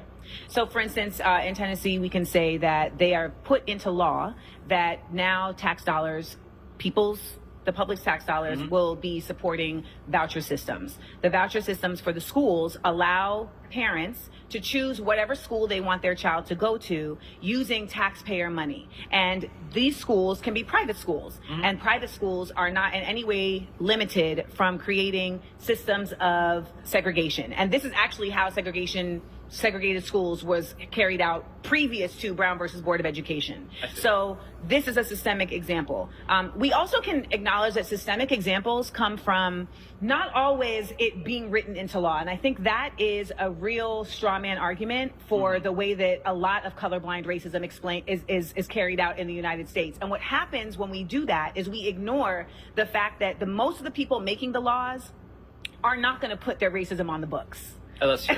Obviously not. Great point, Amanda. Boy, and he was like, and that's true. You know what I mean? I gotta kind of agree with that. You know what I mean? My booty wink when you said that. I kind of agree with that. And I just, you know, you're right. They're not gonna really put it out there and put it on the books. You know, they're gonna keep it in the closet like most of, like most of them. You know what I mean? They're over there on the liberal side, you know what I mean? I'm conservative. I'm conserving mine over here, you know what I mean? Yeah, this is the energy that you're getting from him. And why would they actually put it out there like that? Put their racism on the books to let you know flat out. It got to be in stone. This is the argument that they use. Where is systemic racism? I don't see it written in the laws anywhere. When the Bible says a tree is known by its fruit. We see the fruits. You shall know them by their fruits. We see the fruits of these people and their legislation, or what they call laws. We see the fruits of them. We are experiencing the American nightmare instead of the American dream. Come on. They're not going to put on the books, but when it comes to the Civil Rights Acts of 1964, then you also want to talk about the one in 1968. They did actually give more fair housing equality. That was Obviously, the goal. Yeah, that's true. But you see, that's the thing. It's like if so that's the difficult part of not changing a culture. You can change the law all day, but as Martin Luther King Jr., as the Dr. Reverend Martin Luther King Jr. talks about in his final book, he says, "I feel like I integrated my people into a burning house." Boy, people don't want to talk about that. They want to talk about him integrating us into the house. When Malcolm X and Elijah Muhammad and them, they were separating us from the house, which is more biblical, like Moses. We were trying to make an exodus out of the house. So now you're integrating them into a burning house, meaning a house that's set up for thermonuclear destruction. Why? Because this is spiritually Sodom and Egypt. Why Sodom? Because they got them dudes holding that flag the way they do, even though it's not a rainbow flag, but they got rainbow flags. But look how they holding it. They might as well be a rainbow flag in their hand the way they holding it. That's Sodom. Egypt, because they snatched us and brought us over here and turned us into this effeminate, soft guy that we see him right here, who's in the soft guy era. But shout out to him. I think he's an intelligent brother. But let's move on. Because he understood America to be a place of morality. Well, when it came back to even back in the 1960s, like Lyndon B. Johnson actually proposed many systems in place where but he actually after that, people still got lynched. Well, I can't really say that's a systemic problem. That's definitely a personal heart problem. Those are more people's individual choices against someone else. But when it came down to... if the system that's in place does not incarcerate those people or create any repercussions for those actions, then it is systemic. Well, because when you don't allow for there to be repercussions for harmful behaviors of a people, you're literally saying our system is okay with this. So that's what Black Lives Matter is about, right? Saying like, okay, if police are going to act in this way, well, there should at least be fair repercussions across all people that they're doing this to, and they're not carrying out those repercussions for Black people. Why? And so the system is supporting this personal point of view that you're talking about, and that's what makes it also systemic, along with the fact that we know for a fact that the number of Black people incarcerated is greater per capita than white people. We know that Black people are having longer sentences for the same crimes than white people. That's not me making that up. Like, that is actual data. All right, So pause. Good job, Amanda, pointing that out. Good job. That was a very good job. She pointed that out. You know what I mean?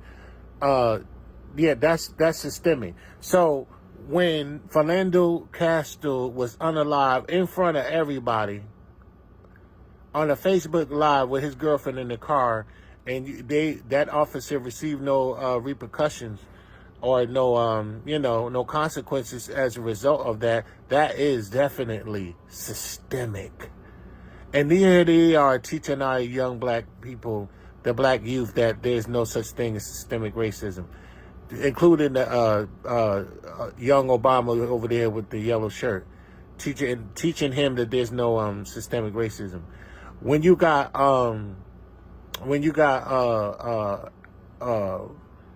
Eric Garner, who told everybody he couldn't breathe, and they choked him and choked the air out of him till his spirit left his body. Yeah, they didn't see no repercussions. You know what I mean? Rodney King, when them police officers got off, Black people went crazy. This generation wouldn't do nothing.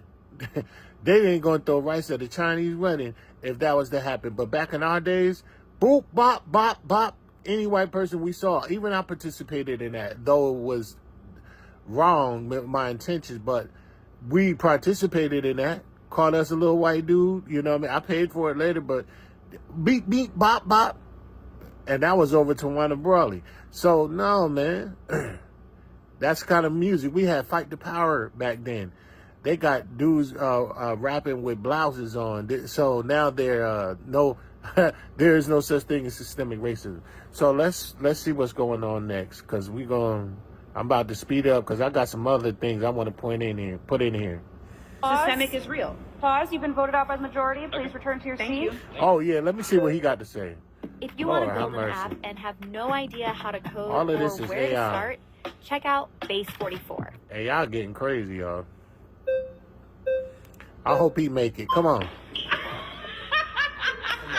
All right. How you doing, Amanda? I'm Ryan. Ryan. Nice to meet you. Thanks for being here. All right. Well, what I would say is, as far as systematic racism, right? Mm-hmm. I think most of us would agree that, at the very least, it has occurred in this country. Okay. Right? You know, we've had slavery, we've had Jim Crow segregation, all these different things. Yeah. I think my argument would be that right now, in modern America, I don't think, at the very least, it's not as prevalent as it has been to where it could stop us from being successful. Okay. Herein lies the problem. Shout out to you, brother, with both earrings in your ear. Shout out to you, you know what I mean? But, brother, you think they've changed? They've gotten worse. They have not changed. They've gotten worse. Their techniques are more modern than that modern. Back then, it was modern for us back then, but they've modernized it even further and advanced it even further now. Your enemy hasn't changed, brother. He hasn't changed. It's become more invisible to you. That's why you don't see it. It's more invisible. Your change is invisible to where you think it doesn't exist. But guess what, brother? The matrix is real. You can see it, touch it, and taste it. You can't really identify it. Like it's gone underground? No, brother. It's more invisible to your understanding. You cannot see it, because your understanding has been dimmed, because you have been indoctrinated. You're not utilizing critical thinking skills. They took that out of the curriculum to where you could. That's why stats are being enthroned and empowered over facts and over what you observe with your own eyes on a daily basis. Come on. Okay, I would say that it's not a thing anymore where it needs to be talked about so much and so much attention focused on it. I don't think that currently there is systematic racism in a way that is going to be harmful to us. Like I said, to stop us. If anything, really, I think institutions such as things with DEI. What do you think DEI is? Basically, I think that it's in a way it's racism against other races outside of blacks. And so, where did you get that concept of it from? I've researched a lot of things. I looked at different clips from both sides of the argument, things like that. But basically, my point is, I think that as far as systematic racism, I think that there's evidence from the other side, in that there's different things that are pushing black people up in ways that are not fair, and different things like that. Because I think that we should be merit-based. I think that should always be merit-based, and where we're in. Boy. Donald J. Trump got them with the merit-based DEI. For the sake of time, I gotta let him continue on. Sorry. When there's jobs and the different things like that, race should not be something that's considered. And so I think that, let's say that there are ways right now where systematic racism is still alive. Again, it's not holding us back to a point where we can still be successful. We've seen so many examples, today in modern times where black Americans can, there's no opportunities that I have that a white person or that a white person have that I don't have. Oh my God. That's what I'm talking about. That's why he can't see it. It's invisible, because they have always done this, brother. This is why we call y'all house Negroes. This is why we call y'all that. We call y'all house Negroes for a reason. You know what I mean? Because this is what they do. They'll dress you up real nice, give you a little opportunity, open a few little doors for you. You're allowed to sleep in the attic or the basement, and you're able to eat some of his food what he left for you. And now, you're one of those, like, saying that, look, let's get out of here. Let's get away from this cruel master. You the same house nigga to say, go where? Where? I ain't going nowhere. What? Leave this good master? No way. What better do we have what we got right here? I'm not going anywhere. He's saying this is, so he's saying, yeah, it might exist, but, it's not enough to stop us from being successful in this country. Brother, you don't have your own land. They can take with it. You ever heard of Sean P. Diddy Combs? You ever heard of R. Kelly? You ever heard of Bill Cosby? They have way more than you. Took them down overnight. They turned Dave Chappelle overnight to a crackhead, a drug addict and all of that. Overnight. And they have way more than me and you put together. Come on. I believe that all opportunities. Are you sure about that? Can you actually say that? I would say that I have every opportunity in this country to be successful, to do what I want to do, and to stand on business that every other race has. Absolutely. And do you have the again, same support? Even if I don't have the same support, I can do what I got to do. Do you have the same support? I probably have more. I do can you have have the more same support than community others. support? I have excellent community support. That's Absolutely. lucky for you. Sure. Yeah. Where did you grow up in a lower income, middle income, high income community? It was middle income. Okay. Yeah. So again, look where they grew up at, y'all. They grew up in the middle income, and they were indoctrinated in schools. Middle income. Come on. And I think that even those who grow up in very needy situations, right, they may not have been dealt a great hand of cards. But they still... They can still, I think it comes down to accountability. You can still play your hand and play your cards strategically in a way where you can still be successful, you can still do your thing, and you can wind up on top. And there's nothing stopping us from doing that. Would you say that low-income white people and low-income black people have the same ability to excel? I would say they have the same ability to excel. Okay, so I'm going to start countering from that point then. Sure. So ultimately, we know that our low-income communities are not given the same access to resources on a myriad of levels. They don't even have the same air quality, okay? We know that low-income communities in general are also going to be much more policed than other communities. We know...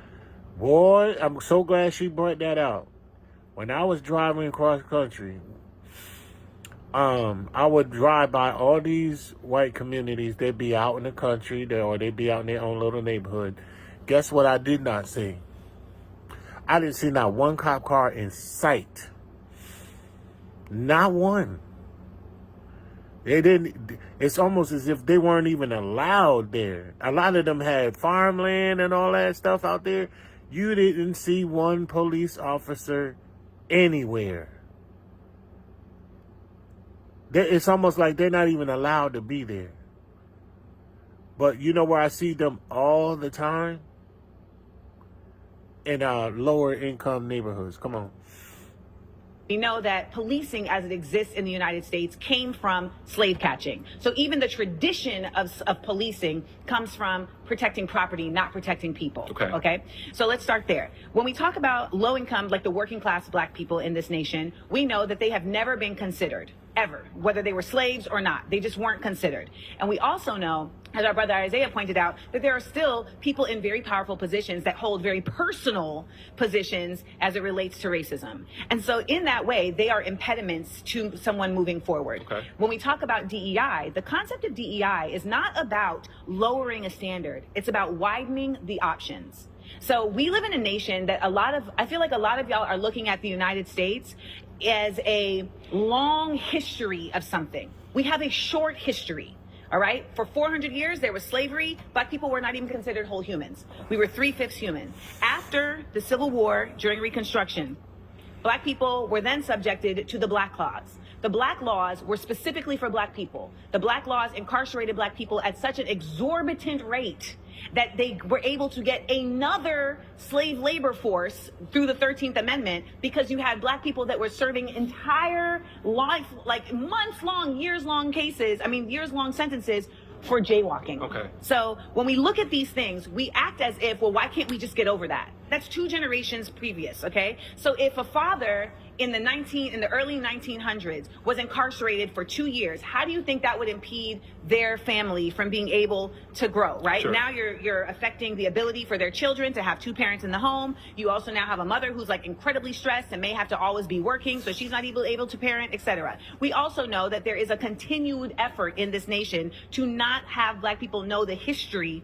of this nation. Like our good sis here was talking about, like, we have resilience, but this nation actively works systemically to keep that from us, right? We look in Florida at the laws that they are passing to not allow education about our past. And we know that if we don't know where we came from, how can we know where we're going? All right, I'm so sorry. I'm sorry. All good. Amanda spanked him not spanked him, but very, very, very eloquently and strategically, I'll just say eloquently, informed him and taught him a whole lot of lessons that he needed to know. She laced him with some game that he just wasn't informed with. He wasn't in possession of this information. Yes, in Florida, they're trying to, absolve themselves from their own history, and so we don't know what happened. So we'll be left with these kind of individuals to push forward their narrative going forward without taking a look back in history. Come on. I didn't know it was going to be this juicy, but come on. Good. That's flags. Yeah. Oh, no, not her. Hi. Hi again. We cool now? We good. We good.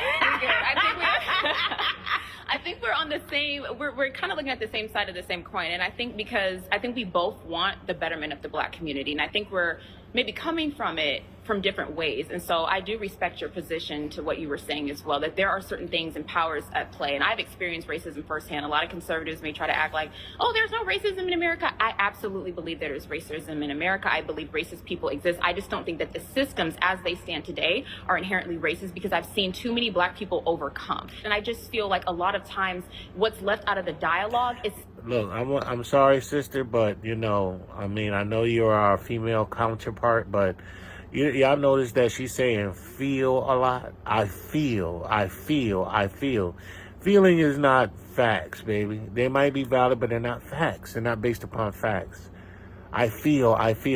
She did that last time with the emotional monopolization of the conversation, where she took up most of the battery life of the charged engagement between her and Amanda Seals. And it's just like, get to the point, baby. But listen, you're saying that you don't believe in the racism. I just want to put some where they say most can't, by using my one of our other our mentors, like my man Dr. Claude Anderson, and we're going to define the true meaning of racism. Come on. Understand clearly that it is impossible in theory and practice for a black person to be a racist. It is totally, absolutely impossible. If I listen to the Fox channel, I say you can't be that stupid and go to college unless you're using Gorilla Glue and got a certificate for being stupid. You cannot have a black person as a racist. All black people can do is react to racism. They can't, they're not racist. Racism is a power concept, point one, and two, it's a group concept. To be able to be a racist, you must belong to the group that has the power and the wealth. And it's a group-based concept. I'm gonna divert over for a second just to give you a little piece of information. Racism never existed on the earth until the 1500s. At the same time, capitalism came into effect, and we'll talk about that also. Racism never existed. During the 1400s, European societies were devastated with crime, poverty, and diseases. And when Columbus came back and he discovered America, at that point in time, 9 European nations said, let's now go and enrich ourselves in that third world country. And they decided then, based on slaves that had been brought to Henry the Navigator back in 1443 and given to him, they said, and the Pope then put out a public edict in 1488 saying, if you're going to slave anybody, use what we've learned through the Catholic Church, these black slaves that Henry the Navigator gave us, use them. And so everybody started going around the coast of Africa and picked up these blacks. They were picking up these black people off the coast of Africa for about $25 a head. And they were bringing them to the New World and selling them in for a $1,500 return on investment. And then prior to that time, the major form of commerce was called mercantilism. By 1509, they switched off, they started calling it capitalism. Y'all heard that? Y'all heard that? That's what racism is. Racism. Hold on. He has a different one. A different example of racism. Let me see if they got it here. Explains racism. Let's see if we give an even more in-depth explanation. I go around the world and I ask blacks in various countries. I said, two people stand up any place in the room. I'll give you $1,000 if you can tell me what racism is. I've never ever had one that knew what racism was. Never had one. I said, what is racism? He said, well, it's bigotry. It's hatred. It's not getting along with people. It's bias. It's discrimination. All that wrong. Racism has nothing to do with getting along with people and liking people. Racism is a competitive relationship between groups of people who are competing for the ownership and control of resources, wealth, and power. That's what racism is. Racism never existed on the earth until the 1500s, when all of a sudden 9 European nations decided to use black labor, black bodies, and black wealth out of Africa to get in a race. After Columbus had discovered America, supposedly, in quotes, in 1495, all of a sudden they're going to rush to redevelop the Western world. So all these countries were in a race, a contest, competing to see who can develop North America, Central America, and Latin America. It was a race. Just like the race, like you see a race or a marathon or stuff, it's a competition. See, we've been lied to. I came across this information years ago with Dr. Claude Anderson, who gave me the real. This is why I use racism in the context that it belongs.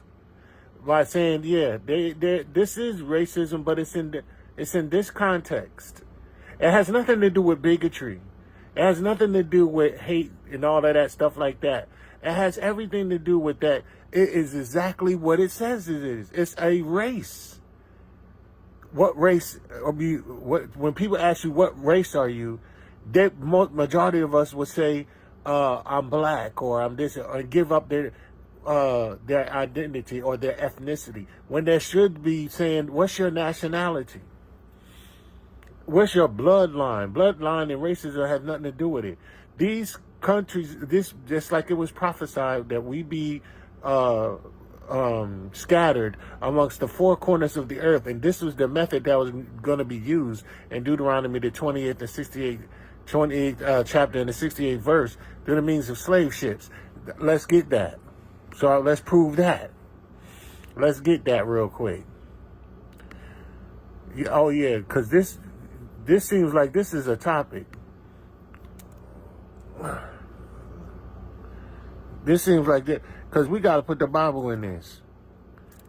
This is what racism is about. These nations were in competition.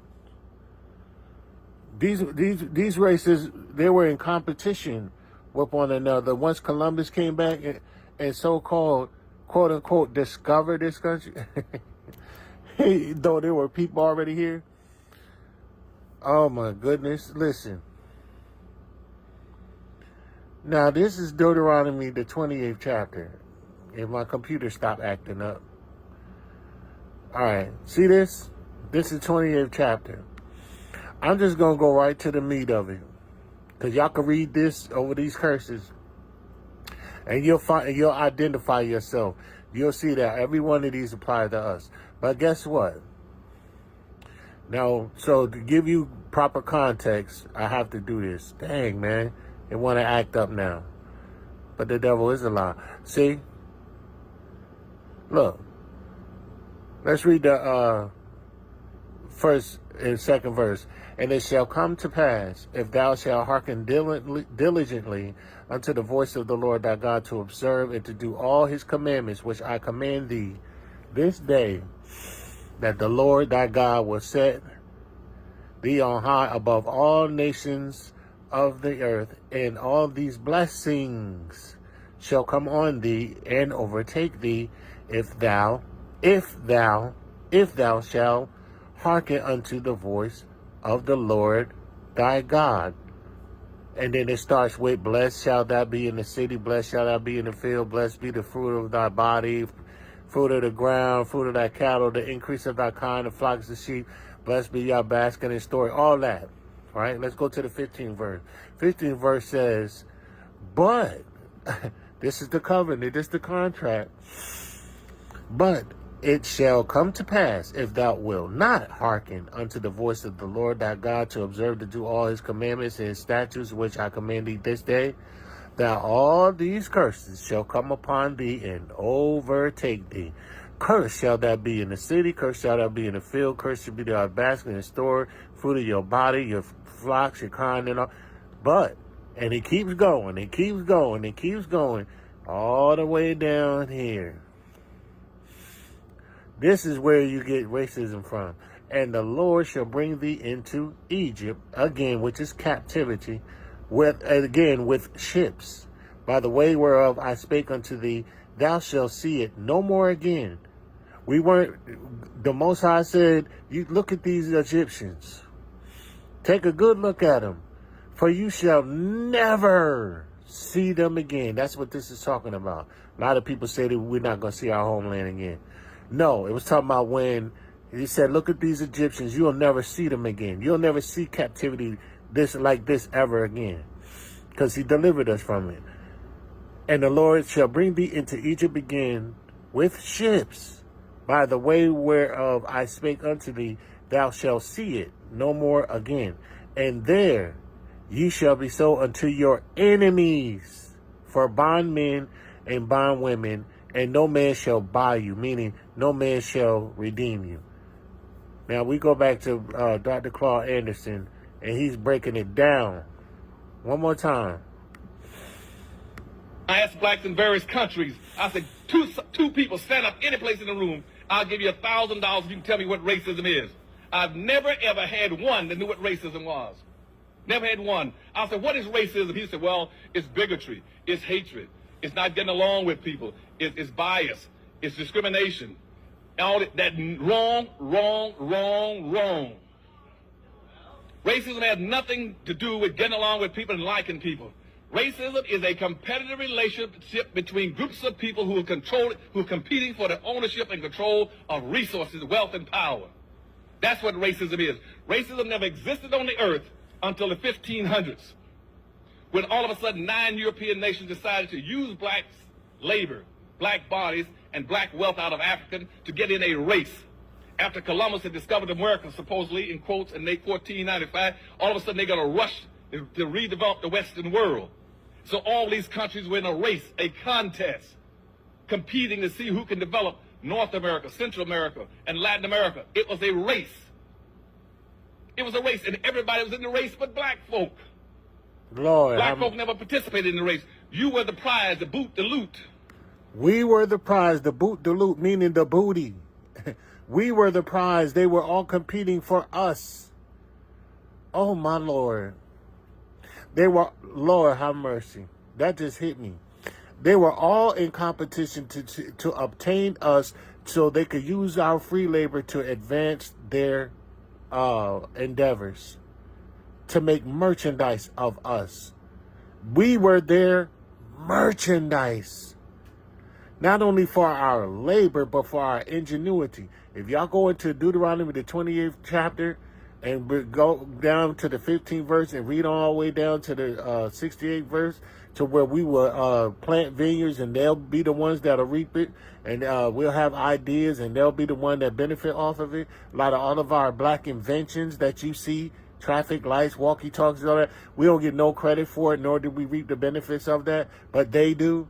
We have created hip-hop, yet we have no ownership and stock in hip-hop. You know what I mean? Our music genre, everything that we do. Look, but we were the booty. We was the reward. We was the prize.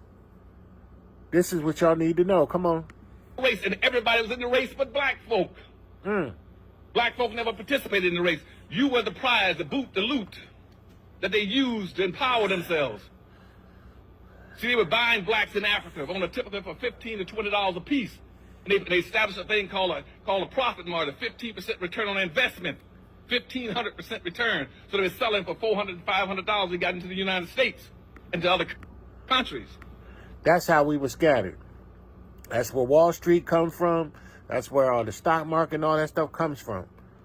Auctioning off us. Come on. And that's why the whole banking system started off of slavery in Portugal.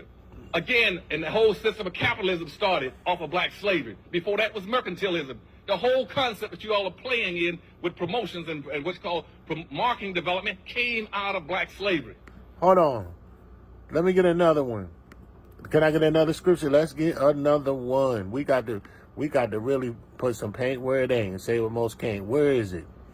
What is it? Hold on. Let's get that real quick. Let's get that real quick. It says, since the fall of them, the fall of them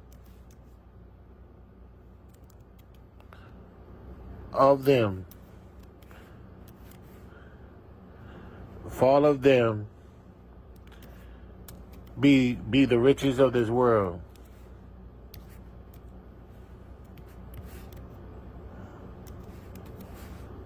Oh, let's see. Romans 11 and 12. Let's get that. This is talking about us, y'all. This is what Dr. Claude Anderson just explained. Romans 11th chapter and the 12th verse, King James Version says, now if the fall of them be the riches of the world, and diminishing of them the riches of the Gentiles, how much more their fullness? Boy, y'all ain't ready for this. Y'all ain't ready for that. Through our fall, they became rich. Through our fall and diminishing of us, the Gentiles, which is mostly identified as the Europeans, they became rich. But when we return, how much more our fullness? Meaning, the wealth of the wicked is stored up for the righteous and for the people of the children of Israel. This is what they paid billions of dollars to keep from us, our identity. Teaching us that racism is bigotry and all of that. Come on. And it was designed not for you to profit, but for others to profit. Everybody was profiting initially except you, and it has not changed. That's racism. A little bit more. Let's see. And so when I look at your program, and it says that you're marketing developers.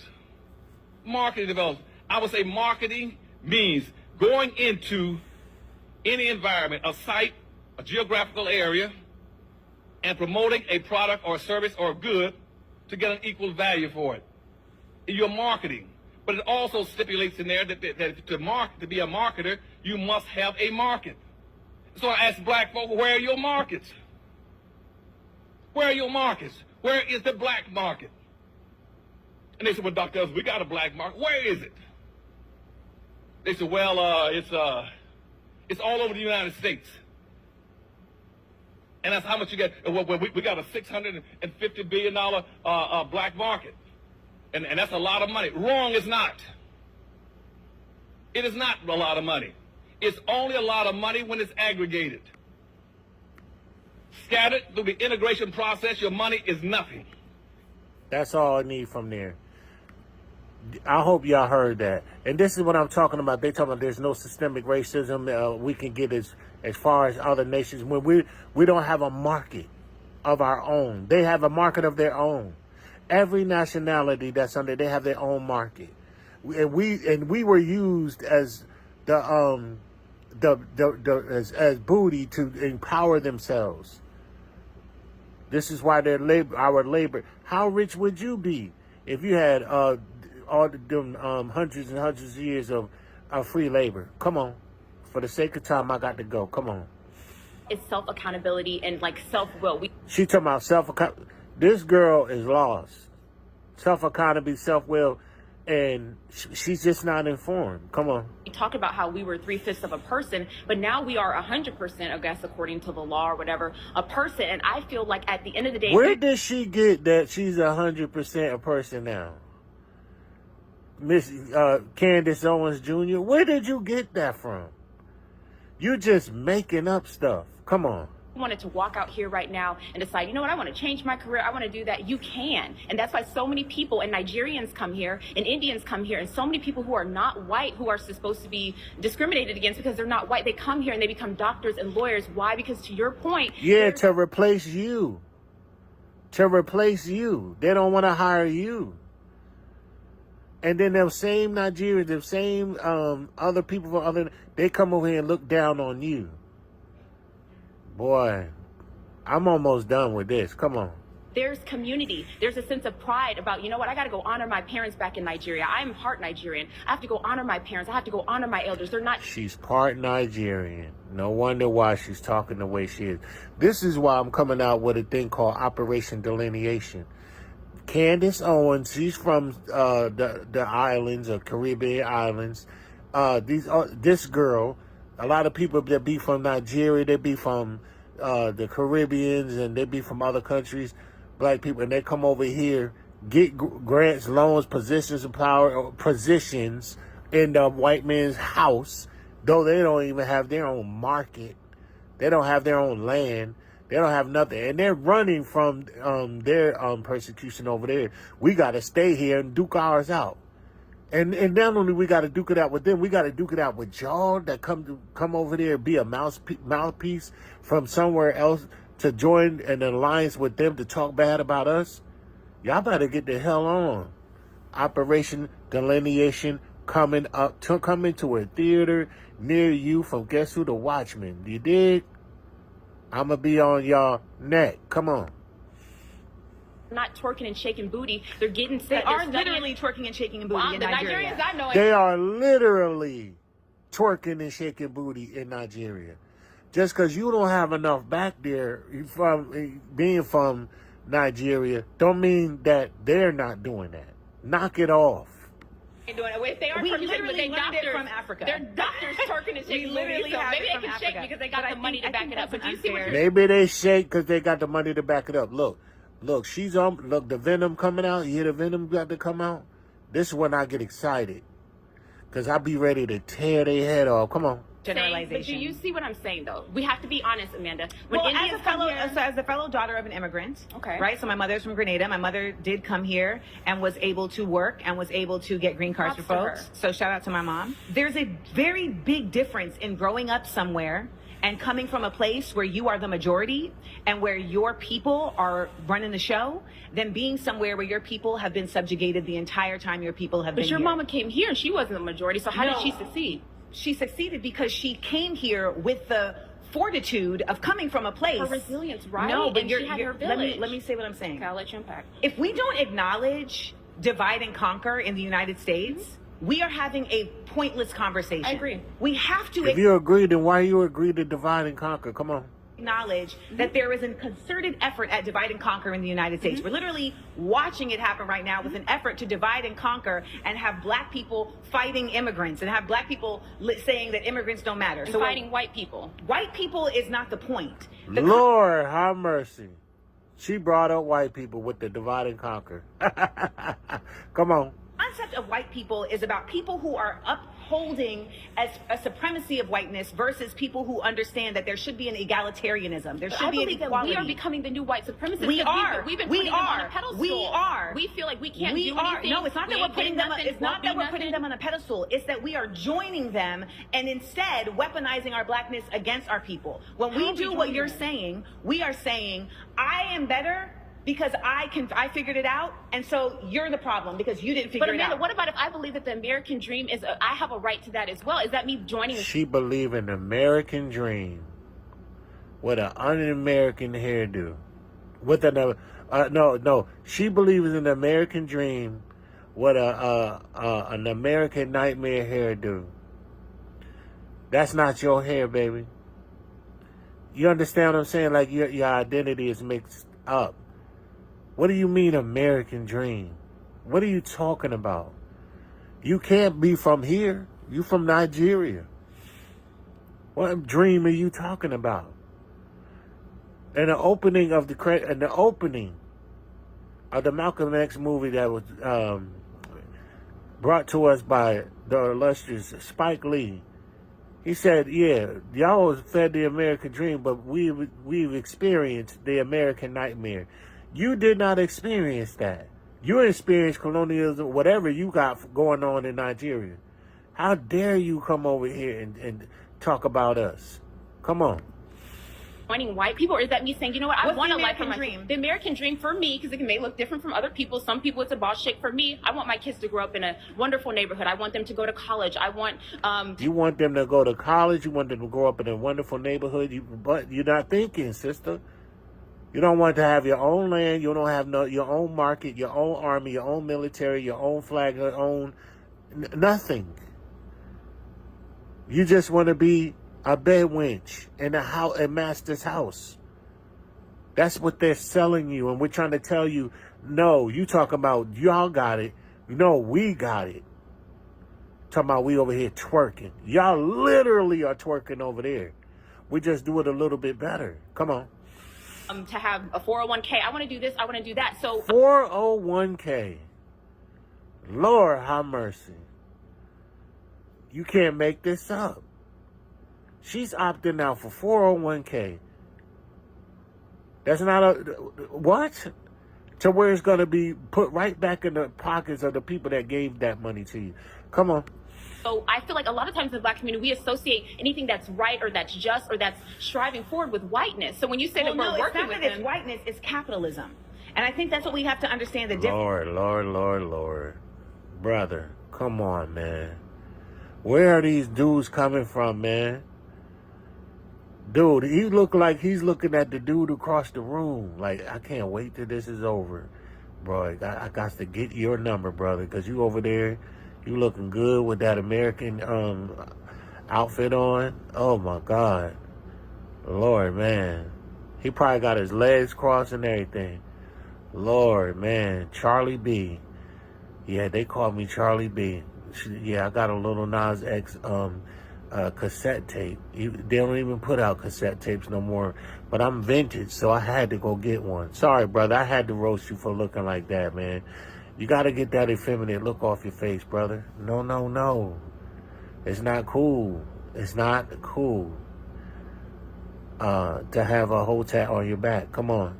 You can't have next time tatted on your right cheek and time on your other booty cheek, man. Talking about next time. No. Sorry, can't do that. The difference of the concept of capitalism always is grounded in exploitation. Hey, book me. Put that down, Mr. Brown. Put that down, man. It's over with. It's like, somehow in the Bible where, you got a face like a lamb and speak like a dragon. No, yeah, you got the face like Mr. Brown, but you speak like Medea. No, put that back down, bro.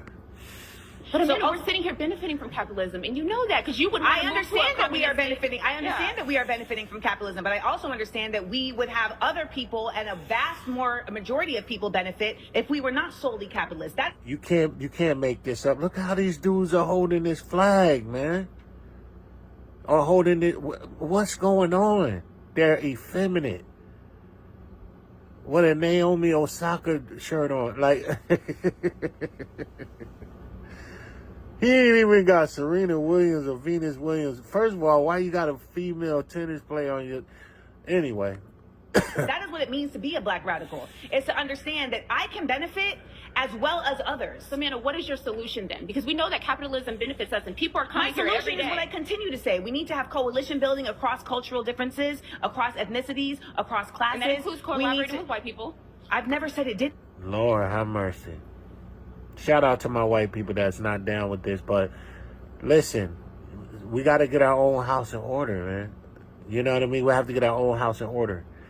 She's so worried about, making this alliance for white people because they put Candace Owens up like this is the model for success.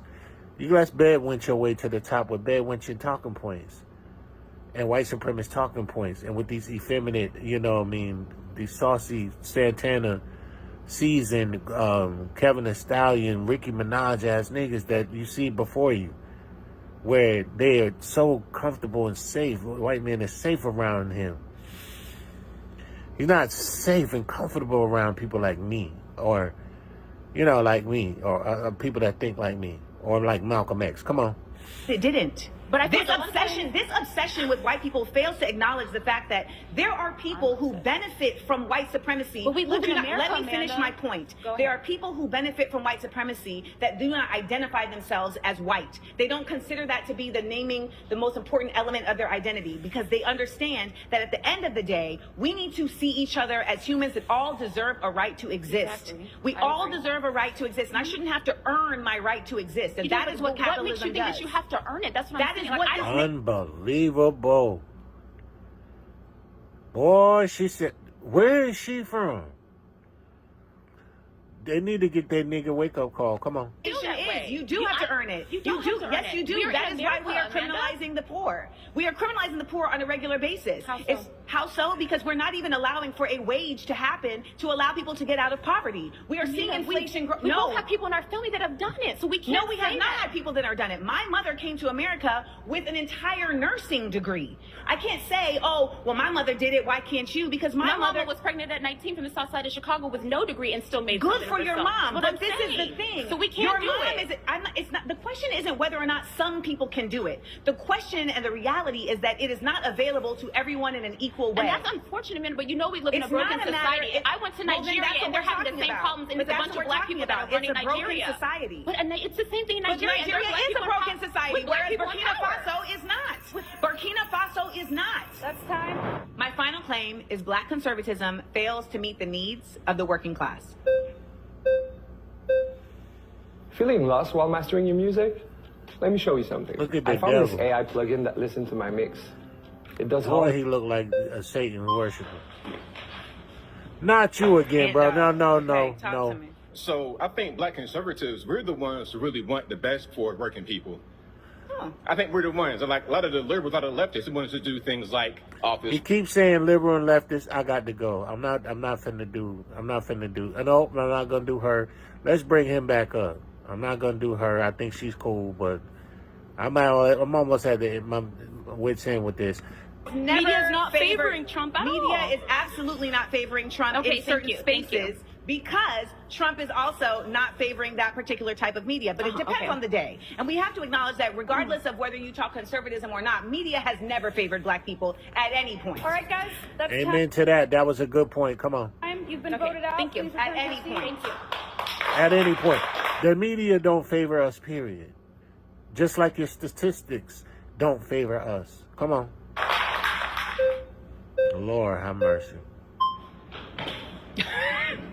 I'm back. So let's talk about facts. I just want to move back to systemic racism because you mentioned systemic racism Bro earlier. name is Matt Nuclear. Boy. Come on, Matt Nuclear. Ooh, flaming hot. Come on. I just want to look at 3 applications of systemic racism against white people and Nuclear hot with his talking points. Come on. against East Asians as well. So, for example, we have the National College Attainment Network, which defines affirmative action or even race-conscious admissions as taking race as one of the factors in whether or not you're going to admit a student. And we noticed that when race-conscious admissions was out of it, black enrollment dropped 64%. At UC Berkeley. And that is an act of systemic racism. Trying to look at people's races and allow them into colleges whether or not they're of a set race is racism. And it's race conscious. And Martin Luther King's most famous quote is that he doesn't want his children to be judged based on race, but by the content of their character. Yo, I know she's like, why is he back up here? Like, you see what she just did? It's frightening. It really is. It's Amazing Lucas was right. We're cooked with these dudes. Come on. And the content of people's characters also includes merit. We have another example of systemic racism. Burgess Owens. He's a representative out of Utah. He's a black Republican representative. He called out the MIT president for having black-only dormitories. I mean, what does that mean? Why are we trying to segregate each other and say that black people feel safer amongst black people? And he's calling this systemic racism. Black dormitories. This is the second time bringing this up. He's calling the fact that, they want black dormitories separate from whatever. He's calling that systemic racism. First of all, he does not know what racism is. We just, clarified earlier in this video through our mentor and one of our great leaders, Dr. Claude Anderson, what the true definition of racism is. It's a competition as a race of people seeking resources and power over another, and we were the prize. Okay, we were the prize. That's what they were running for. That's what they're running the race for. To receive the crown, who's gonna be in the position of power or finish the race first? He calls this systemic racism. You can't make this up. My man is nuclear with it. Come on. And the truth is, they're actually more in danger when they're around black people. And that's unfortunate. It's sad that I'm saying this, but it's the case. And I have to say it because it's true, okay? Black people are killing each other at a vast, crazy rate. Black men rapping about it. It's savagery. It's barbaric. And we shouldn't be doing it as a people. We should try to get more Ben Carson. More Ben Carson? Why you keep bringing up this Ben Carson dude? And who's behind the content of these lyrics that's coming from these so-called rappers? They don't hire anybody that speaks truth, brother. They don't want to sign anybody to record labels. Record labels don't want to sign and hear anybody with like Public Enemy and Buggy Down Productions and Poor Righteous Teachers and the Brand Nubians. Your ex-clans, you'll never see them again. They're not signing these type of artists. We don't own the hip hop anymore, brother. That's another plantation of something that we created. What are you talking about? He's too young. Ben Carson's cousins were murdered when he was younger, but his mother came to him and gave him a book and told Ben Carson to read and study so to not be like his cousins. And Ben Carson separated 2 twins at the back of the head, and he's known as one of the best renowned neurologists or neuroscientists that we've ever seen, right? Ben Carson said that slaves were immigrants. Well, they were brought here to the United States, and many of them were slaves, and we know that to be a fact. What is the difference between someone being an immigrant and being a stolen person? I mean, you can't make this up. I understand that many people were stolen here, but 90% of historians agree that slavery would have not been possible if black slave owners within Africa didn't sell off their people. White people didn't show up and just start stealing people. They didn't do that. That's not how that worked. They literally did that. But they didn't. They worked with black owners and They Arabs. literally did that. And Arabs did that as well. And I think it's very important. And I think it's important to note that. Y'all heard that, Muslims? You Muslims, I'm sorry, Nation of Islam. You know what I mean? I'm sorry, y'all, but y'all heard that? The Arabs were a part of that. And, y'all don't, he doesn't know who he is. Amanda doesn't know who she is either. So I could say what both of them cannot say. We are the children of Israel. And then you have different people that were in Africa selling us off, like Hamites. People from the children of Ham participated. Though they're melanated, they're not us. That were selling us off. Like some of y'all come from these Hamitic lines. Some of them are Edomites. They are Shemitic, but they are melanated people. They are twin brothers. They had a hand in participating with the Arabs. They make up the part of the Arab family, selling us off. You have the Ishmaelites, who make up the majority of the people, the Arabs. People like Muhammad, the one who founded the religion of Islam. He's out of the Quraysh tribe.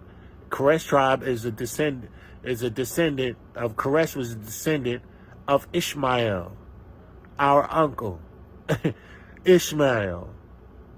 Then you have the sons of Keturah. You have the sons of Lot. You have the other Shemitic people like Elam and them. Yes, they were complicit in selling us over here. It wasn't our own people selling our own people over here. That's a lie. And they were literally, them and the Arabs, which not just the Ishmaelites are Arabs, the Edomites as well. They are Shemitic people, melanated people, as well as the Hamites, meaning the Africans. We're not African. We're Israelites. We're Hebrews, okay? This is why we need to know who we are and why we're going through what we're going through. Neither one of them could tell y'all this. Come on. There is an oversimplification of history as well as of black people in Africa. There's a failure to acknowledge that in Africa, black people did not consider themselves black people. That was a racial distinction that was solely created by white oppressors to legitimize slavery. Arab oppressors, actually. The Arabs did it in the 7th century. They were the first ones. They did not name it under blackness. They simply just decided we're going to go and have enslavement. That's why he's indoctrinated. Y'all may think he's intelligent and stuff like that. Yeah, and he is to a degree. But he's indoctrinated to where they are parroting. They're memorized information and they're only repeating that which they heard. That's indoctrination. He's not critically thinking. He doesn't know he's not. Critical thinking is out the window. Come on.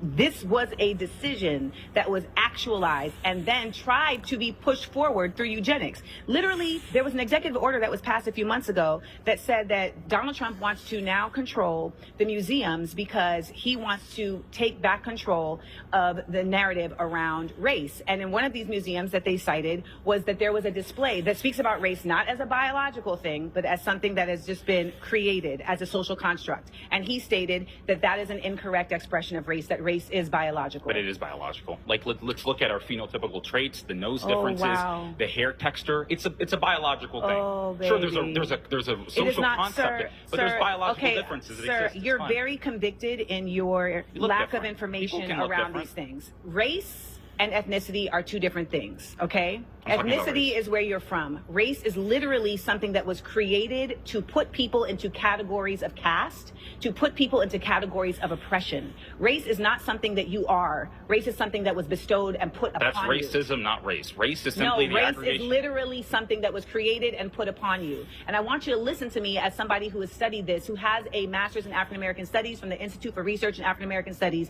at Columbia University. I want you to understand very clearly that race is not something that is biological. There is literally Look at us. no. Look at the differences. There is. See what I mean? He's uninformed. Now, I just showed y'all through this gentleman here. Dr. Claude Anderson broke down what race is. He tied it to biologically. Phenotype. She's telling them, no, this is a thing that you were cast into. Though she didn't put it like Dr. Claude Anderson did. But she's basically saying something similar. That's what it was. That's what it is. It's crazy, man. This young man, he just doesn't know. Come on. There is many differences that are equated to ours that And has they're nothing not to do with biological? race. Melanie That has nothing to Thompson do is with not race. biological at so all? if you have a black parent and you have a white parent, and now you come out looking white, how is that a biological But most- proof of most your of them- race? most of them There's come no out most of them. having Stop, curly stop, hair. stop. There's no most of them. You do not Mixed have race? anything to You're prove mixed that. race, too. I am not mixed race. My mother is black and my father is black. Well, my father is also considered black, but he's very much has a lot of European DNA in that. You know what I think? Boy, that explains it. That explains it. Mixed nuts. That explains it. He's a mixed nut. And that happens, though. You know, they get confused unless they're reared in particular information. Come on.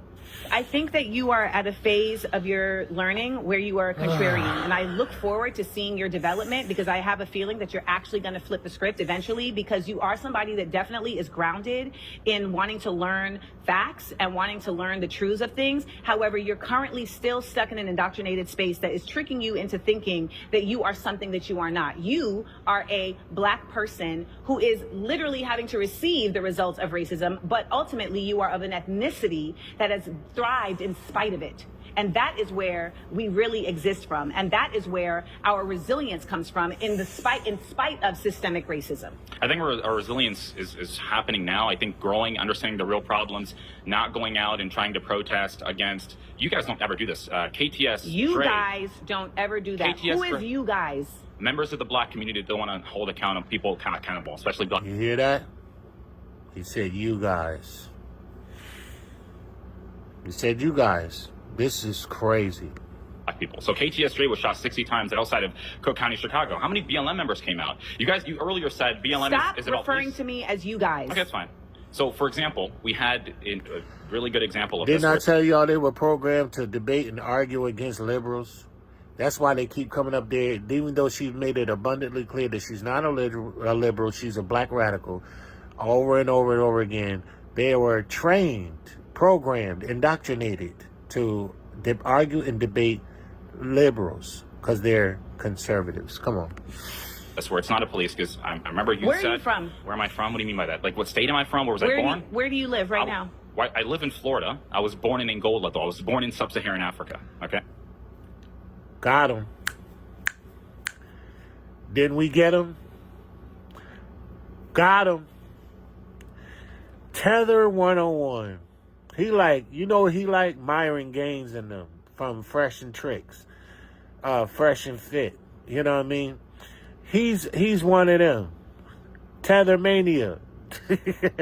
He's a tether maniac. Shout out to Myron's little cousin. He's from Angola. You notice he didn't really want to answer that. He's afraid to be called a tether. A bird of a tether flocks together.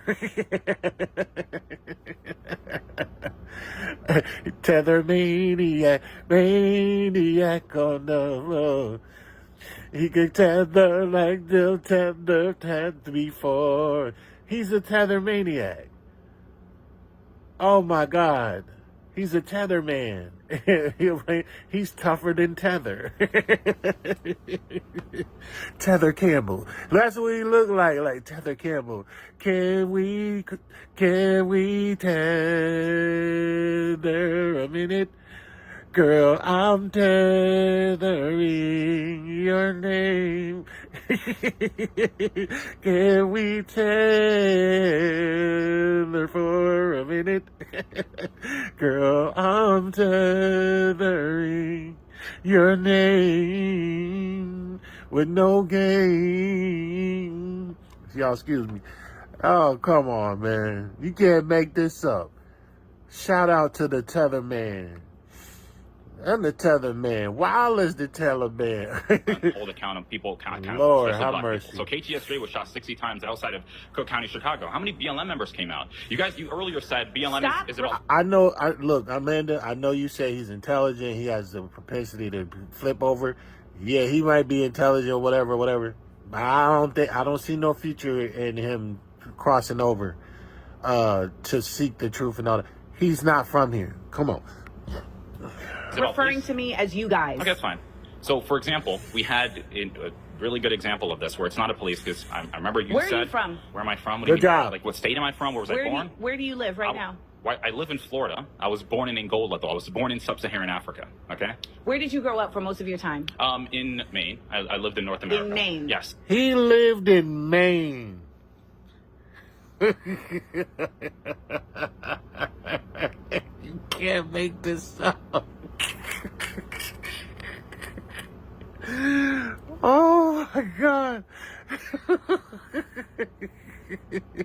I hope y'all survive this. I'm gonna have to make some shorts of this. Cause this nigga, he's not a nigga at all, but this brother, this nigga, this sad nigga he lived in Maine. What nigga you know come from, is from Maine? Yo, dog, where you from? I'm from Maine. He's from Maine? Maino ain't even from Maine. Like, what's wrong? Oh my God. Maino ain't even from Maine. He grew up and lived in Maine. So from the top, he came from the top, now he to the bottom. He probably live in West Palm Beach, Florida, where the Jewish people live. Yo, you couldn't make this up. Operation Delineation coming to a theater near you. You can't make this up. Maine? Let me hear him say that again. Are you starting a business? Do you need a logo? Oh my Design.com God. offers the world's #1 AI logo generator. That has thrived in spite of it. And that is where we really exist from. And that is where our resilience comes Lord. from in spite of systemic racism. I think our resilience is happening now. I think growing, understanding the real problems, not going out and trying to protest against... You guys don't ever do this. KTS... You guys don't ever do that. KTS Who is you guys? That's why he said that, Amanda. First he said, our resilience. Then he says, you guys. Then you might think he's talking about liberals. No, he's talking about black people. Members of the black community don't want to hold people accountable, Lord, especially have black mercy. people. So KTS-3 was shot 60 times outside of Cook County, Chicago. How many BLM members came out? You guys, you earlier said BLM Stop is about referring police. to me as you guys. Okay, that's fine.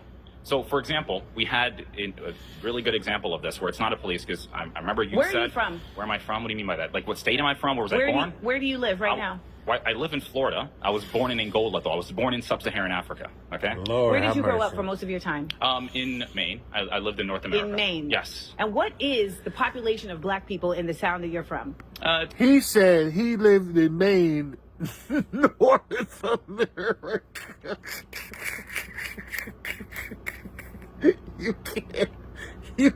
You can't make this up. He said he was raised in Maine, North America. When America, all of America is North America, including Florida. Yo, you can't make this up. That's funny. I know what he's trying to say or whatever, but that's really what he meant. North America.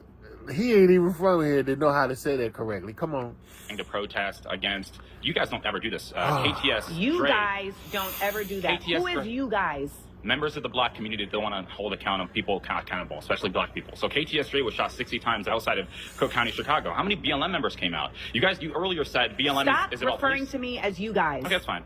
So, for example, we had a really good example of this where it's not a police, because I remember you Where said... are you from? Where am I from? What do you mean by that? Like, what state am I from? Where was I born? Where do you live right now?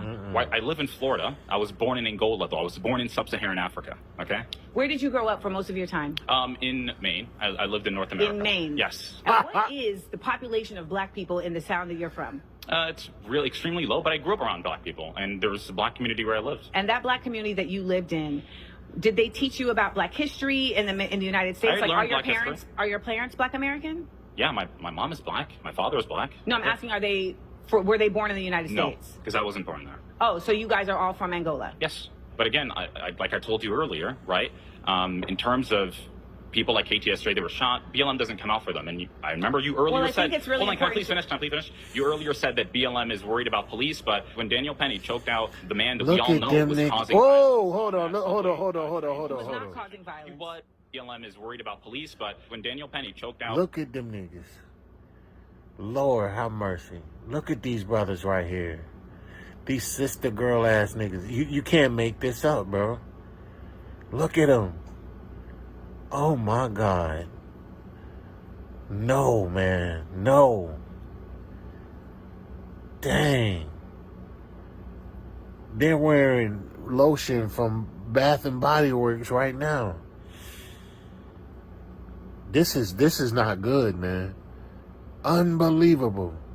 And here it is, the dude, he from Angola. Him and his parents from Angola. Come on. Angola. Who you know from Angola or from Maine? Come on.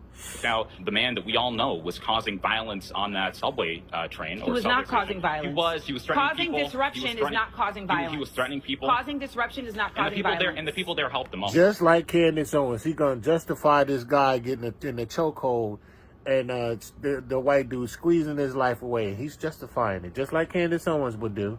She's no different, just like Free Blanche or Blanchard would do. And we all know what blanch means, to bleach something. Just like that nigga would do, that Sambo house Negro would do, that house. And in those days, they were called house niggas, and we got a lot of house niggas and house sand niggas running around in the world today. Come on. So, and we know that he will. I don't know what that has to do with BLM. Random people on a train is not Black Lives Matter. BLM showed up for that. They did. Showed up for what? BLM showed up threatening white people, saying that they're going to go get white people now. They BLM did. protested. BLM New York. BLM protested. Where did you get that from? You see, BLM your sources are not. You're not able to cite your sources. In Please New York. go sit down. Yeah, that's the truth. It's not the truth. It's not the truth. It's not the. Nothing you say is actually the truth. Nothing. You're not even American. You're not even a Black American. As the daughter. That's why I stayed this long. Because I heard her say this. I didn't know who she said it to. Yeah, I think I knew who she said it to. But she said it to him. He's not even American. He got a nerve to come over here and start talking about American situations, man. Have you lost your mind? And talk about how toxic our community is. And don't want to put the people who made us like this and hold their feet to the fire. Come on. To do with BLM. Random people on a train is not Black Lives Matter. BLM showed up for that. They did. Showed up for what? BLM showed up threatening white people, saying that they're going to go get white people now. They BLM did. protested. BLM New York. BLM protested. Where did you get that from? You see, your sources are not. You're not able to cite your sources. In Please New York. Go sit down. Yeah, that's the truth. It's not the truth. It's not the truth. It's not the. Nothing you say is actually the truth. Nothing. You're not even American. You're not even a Black American. As the daughter of an immigrant, it is imperative that Black people from other places understand the disparate difference that they exist from Black people in the United States. It is not the same. Period. And ultimately, the best effort that we can do as a diaspora is to lead in understanding, not in judgment. So when I am talking to somebody from Sudan, from the Congo, from Angola, I am listening to understand their experience, not to undermine it. And I refuse to allow anybody from Grenada, from Angola, from any other place to come and try to undermine the experience of Black Americans. And on that note, we're going to end that section on that note right there. We're going to end that part. But since y'all want to say that our community is so toxic, where did we get this from? Let's ask Malcolm X. It shows you that the cops must be in cahoots with the criminal. Yeah, the cops are in cahoots with the criminal. They created criminals. They created the Black criminals. Y'all don't want to believe that, but that's the truth. Come on. But why is the Black community so toxic, and why do these some have this self-hatred? But we all know that most of these people are tethers. They're tethered in. They're tethered. This is the tether community. Come on.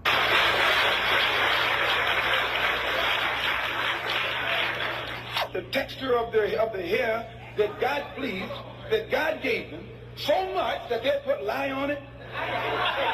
Do you realize now, you know, brother, lye will eat a hole in steel, and you know your head is not that long.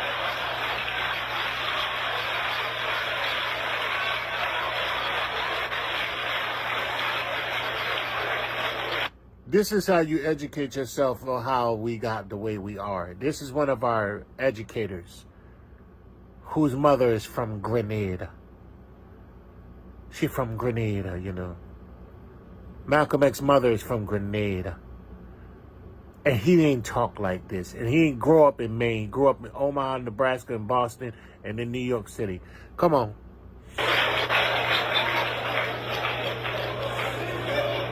Who taught you, please? Who taught you to hate the texture of your hair?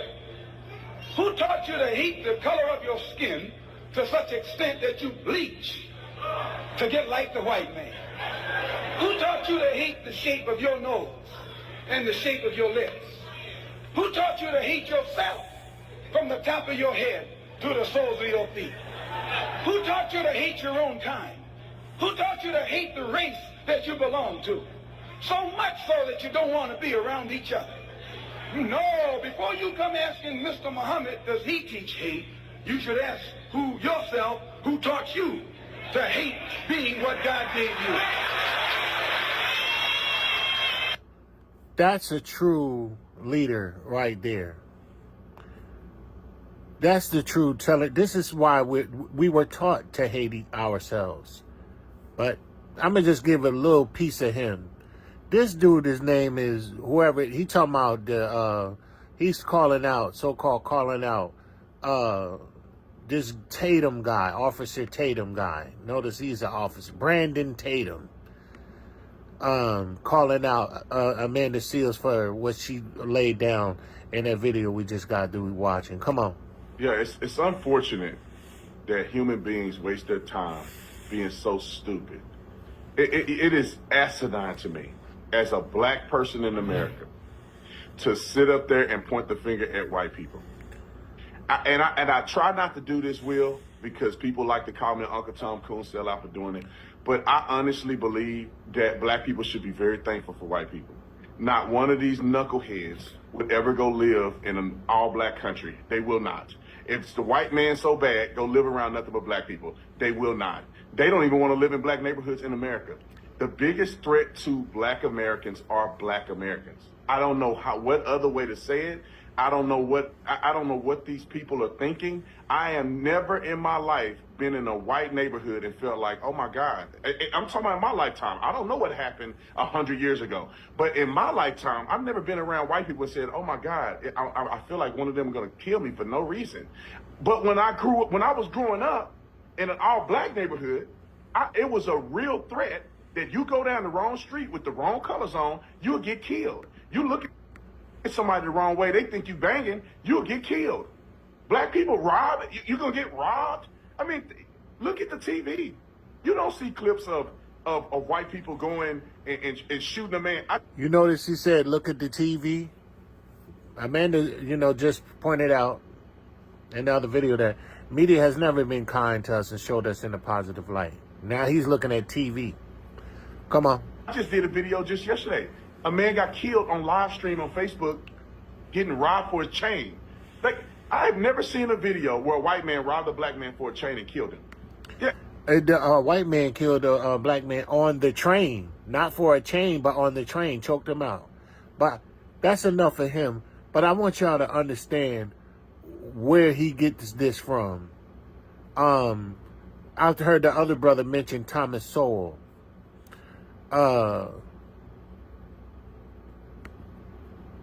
He mentioned this guy here, Thomas Sowell. This is Thomas Sowell, someone reviewing Thomas Sowell, whataboutism, Uncle Tom Sowell, whataboutism, slavery. I'm just going to get a few points from here. Let's see. That doesn't excuse the fact that the African Americans started off 300 years behind everybody else in this country. But let's go. Even Thomas More's fictional ideal society, Utopia, had slaves. Although intellectuals today may condemn slavery as a historic evil of our society, what was peculiar about Western society was not that it had slaves, like other societies around the world, but that it was the first civilization to turn against slavery, and that it spent more than a century destroying slavery, not only within Western civilization itself, but also in other countries around the world. Wait. Fuck. Okay, so I know I'm not gonna. I'm going to motherfucking invoke the 1619 Project. We know what the fuck is going on. Y'all gotta excuse his language. I'm gonna try to get to the point real quick because he's got a lot of profanities in here. I just want to get to the point, but hold on. We know. Not only is he gonna say everybody else did the shit, but we're the West. We were the ones who ended it. Motherfucker, one of the reasons why slavery fucking ended, and let's be honest, it never did. Because one, the feudalistic system broke down. Feudalism started to break down right around when slavery started to rise, and then what happened is industrialization. That was one of the main reasons why the system of slavery actually broke down. I had to come here so he could put some paint where it ain't and say what most can't. The feudal system broke down, and it went from the feudal system breaking down to the industrialization of the earth. So it can go from barbaric cotton slavery to on the plantation to now you being a wage slave in a corporation during Abraham Lincoln's time. And that was one of Abraham Lincoln's was fearing that corporations will be enthroned. Felt like he sold his so-called country up the river. And he didn't do that to free the slaves. He did it to preserve the Union. Come on. Because industrialization, you can actually enforce more motherfucking capitalism where you don't have to have bondage slavery. You have wage slavery. Fuck. Yeah, Kevin, you're fucking right. We were the first ones that ended and introduced wage slavery. You know what's fucking funny? Is as soon as that motherfucking antebellum slavery ended, you go to places in the fucking north, you go to other factories, places where it literally was people working 12 hours a day in an economic, financial slavery. This is one of the reasons why Karl Marx actually wrote to Lincoln about making sure that they fucking frees the slaves to give workers more power. And what ended up happening is the same motherfuckers who were slave owners ended up using capitalism to enslave black people, and not just black people, but motherfucking people in the north that weren't just black, or other people across the globe. We were the first one to fucking end slavery. Tell that to motherfucking the slave shops that are happening in China right now because of capitalism. Get the fuck out of here, dude. What did Dr. Clark Anderson taught us? Capitalism and racism didn't begin. It was not even in existence in the earth until about the 1500s, and when Columbus discovered this so-called third world country called America. So-called discovered it. You know what I mean? That's when feudalism started, and they wanted to end it. They wanted to end feudalism. The Illuminati wanted to knock all monarchs off their throne so they could take power, okay? That's basically what he's saying. Let's see if he says that. I'm sorry. I'm trying to be a little bit more intellectual with this, but goddamn, fuck. Whew. Okay, let's go. Over the often bitter and sometimes armed resistance of people in other societies. Only the overwhelming military power of Western nations during the age of imperialism made this possible. Slavery did not quietly die out of its own accord. Wait! Did he just say, wait, what the fuck? Did he just say only imperialism ended slavery? Wow. He said that. Thomas Sowell, the dude in the suit, quoted this guy saying Thomas Sowell. And in this video, he titled him Uncle Thomas Sowell, even though we know Uncle Tom is a good guy. But we just got accustomed to, saying Uncle Tom. But yeah, Thomas Sowell said this: imperialism ended slavery. You can't make this up. This man actually said that. He actually said that. Come on. Hey, let's go. Over the often bitter and sometimes armed resistance of people in other societies. Only the overwhelming military power of Western nations during the age of imperialism made this possible. Slavery did not quietly die out of its own accord. Wait! Did he just say, wait, what the fuck? Did he just say only imperialism ended slavery? Lord have mercy. Wow. The fuck? Wow. Wow. This man just said only imperialism ended slavery. Wow. Wow. I'm shit. Wow. All right. Wow. Dude, India has something to say about that. India has something to say about that. Fuck. This man just said that imperialism ended slavery. Wow. You can't make it up. Wow. It is unreal. Okay. Shit. Wow. Wow. Okay. I did not expect this to break my brain so early. But let's go. It went down fighting to the bitter end in countries around the world, and it has still not totally died out to this day in parts of the Middle East and Africa. It is the image of racial slavery, white people enslaving black people, that has been indelibly burned into the consciousness of both black and white Americans today by the intelligentsia. Wait, no! Unbelievable. Fuck! Yes! In the U.S., we know that. Yes, okay, but fuck. The U.S. is not the only country that has dealt with slavery. God damn. You go to the Middle East, you go to India, you still see the marks of slavery. You know who were doing that to the people in India? White people. Fuck. We, oh my God. And this is not just the okay, we hate whitey. No. Dude, the West that is characterized by people of European descent has been shown to be the bad guys about shit. Now, is it every person of European descent? No, I'm not saying that. But that's the characterization that motherfuckers live with. Just like, for some reason, there's a characterization that if you have darker than the paper bag skin, that your characterization is some sort of criminal or always wrong, or you did something. Just like what they did and with that dude from Angola try to point out the toxic relationship in the toxic situation in the black culture. Listen, man, now we're going to find out why you have these people. Why do they even think like this?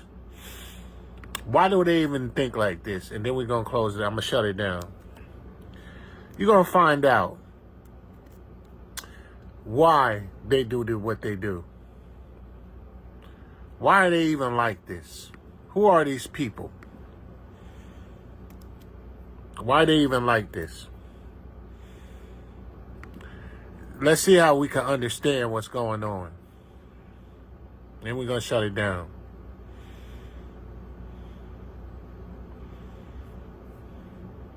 Yeah, difference between amateur and pro productions, drones. Let me show you what I mean. I made some chords with the instrument 2. Let's have a To understand this, you have to go back to what young brother here referred to as the house Negro and the field Negro, back during slavery. There was two kinds of slaves.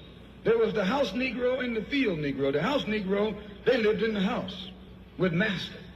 They dressed pretty good. They ate good because they ate his food, what he left. They lived in the attic or the basement, but still they lived near their master. And they loved their master more than the master loved himself. They would give their life to save their master's house quicker than the master would. The house Negro, if the master said, we got a good house here, the house Negro said, yeah, we got a good house here. Whenever the master said we, he said we. That's how you can tell a house Negro. That's how you could tell a house Negro when they saying we, our. That's how you could tell. We, our. It's not we, it's theirs. That's why they don't have no black market. They don't have no black land. They don't have nothing. And talking about we can make it. We, just like white people, we have opportunities. We in this country, we as Americans. No. That's how you could tell a house Negro when they start using that word we and our. Come on.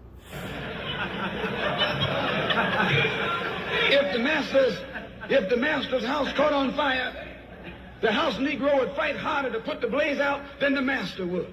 You notice that they're fighting hard to put out the blaze of the fire that Martin Luther King said he integrated our people into, a burning house. These people, these tethers that they use to replace us, these effeminate men who are brought up in this country and maybe in the middle class or wherever, and then you got these tether maniacs from all over different parts of the country, different countries all together. That dude was from Angola, like Myron Gaines from sub-Saharan Africa. They're people that are not even related to us. They only have our experience, like Barack Obama, who was born in Kenya, raised in Indonesia. You know what I'm saying? And spent time in Hawaii over here. They don't have no clue about what our experience is. But they'll rush hard. And I'm talking about even the ones that are domestically raised here with that mindset. This house Negro mindset. They'll fight hard to put the blaze out than the master would. The master ain't out here fighting tooth and nail with black people for pointing this out. It's them. The house Negroes. And the people that have that house Negro mentality. Come on. If the master got sick, the house Negro would say, what's the matter, boss? We sick. We sick. We sick. We sick. So if you're saying we sick, you are sick. Come on. We sick. He identified himself with his master more than his master identified with himself. Y'all know what that means? He start identifying with him by looking like him. He starts dressing like him. He start talking like him. You notice how they have the voices? They sound like they're white boys. You know what I mean? Like they're white. You remember we used to say that? You talk too proper and all that. You talk like a white girl. You talk like a white person. You notice how they were talking? Majority of them had that in their speech. You notice the black girl who from Nigeria got a white woman wig on. You know what I'm saying? That's identifying with the master. More than the master identifying with themselves. That's just like a drag, or a person that's dressed in drag, or a trans woman trying to be overly trying to identify with a woman more than a woman. Look like more than a woman does. Come on. That's what identifying with the master means. And if you came to the house Negro and said, let's run away, let's escape, let's separate. Like we're saying, let's separate. Let's get out of here. Babylon the Great is falling. Come out from amongst them. No. What do they say? That house Negro would look at you and say, man, you crazy. What you mean separate? Where is there a better house than this? Where can I wear better clothes than this? Where can I eat better food than this? That's exactly what they're saying in there. We have all these opportunities, blah, blah, blah, blah, blah. Where can I go better than this? And notice, they left their own homelands to come to America. Where can I go better than this? They don't even go back home. But who was doing this, Malcolm? That was that house Negro. That was that house Negro doing that, talking like that. What did we used to call him, Malcolm? In those days, he was called a house nigger. And that's what we call him today, because we still got some house niggers running around here. Man.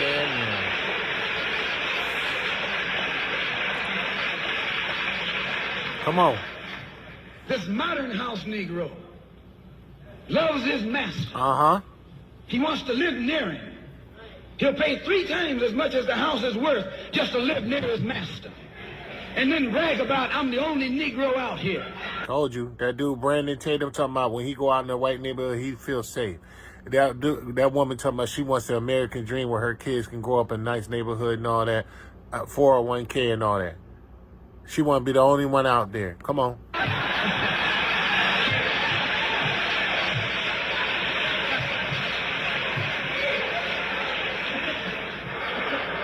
I'm the only one on my job. I'm the only one in this school. You nothing but a house Negro. And if someone come to you right now and say, let's separate, you say the same thing that the house Negro said on the plantation. What you mean separate? From America? This good white man? Where you gonna get a better job than you get here? I mean, this is what you say. I ain't left nothing in Africa. That's what you say. Why, you left your mind in Africa. You left your mind in Africa. Talking about what better job can you get here? You ain't talking about no land, no black market, no power. Talking about a job. Come on. Oh, this is a long video and somebody don't want to watch all of it, man, that's your problem. You missing out. Do yourself the biggest favor and stay along for the ride. Come on.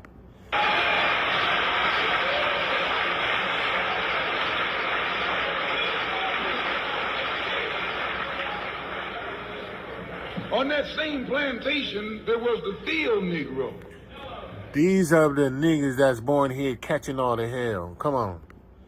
The field Negro, those were the masses. They were the masses of the FBA, Foundational Black Americans, people that were not only brought over here, but some of us were already here. Come on.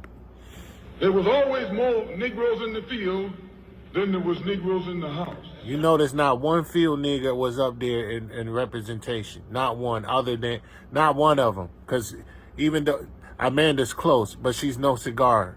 Not one of them. She's close, but she's not a cigar because she's not completely, she got our talking points. Yes, that's good, and we commend her for that. But authentically, me, somebody like me, born here, ain't came from nowhere else but here, up there talking, because it would be much harsher. I'd have been much worse. Come on. The Negro in the field caught hell. He ate leftovers. We catch hell. We in poverty. We eat leftovers. Okay? Come on. In the house, they ate high up on the hog. The Negro in the field didn't get nothing but what was left of the insides of the hog. They call them chitlins nowadays.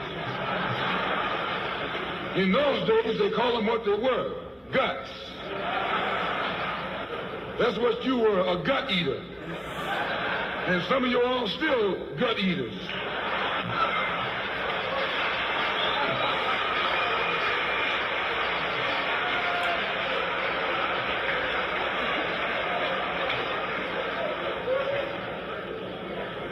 The field Negro was beaten from morning till night.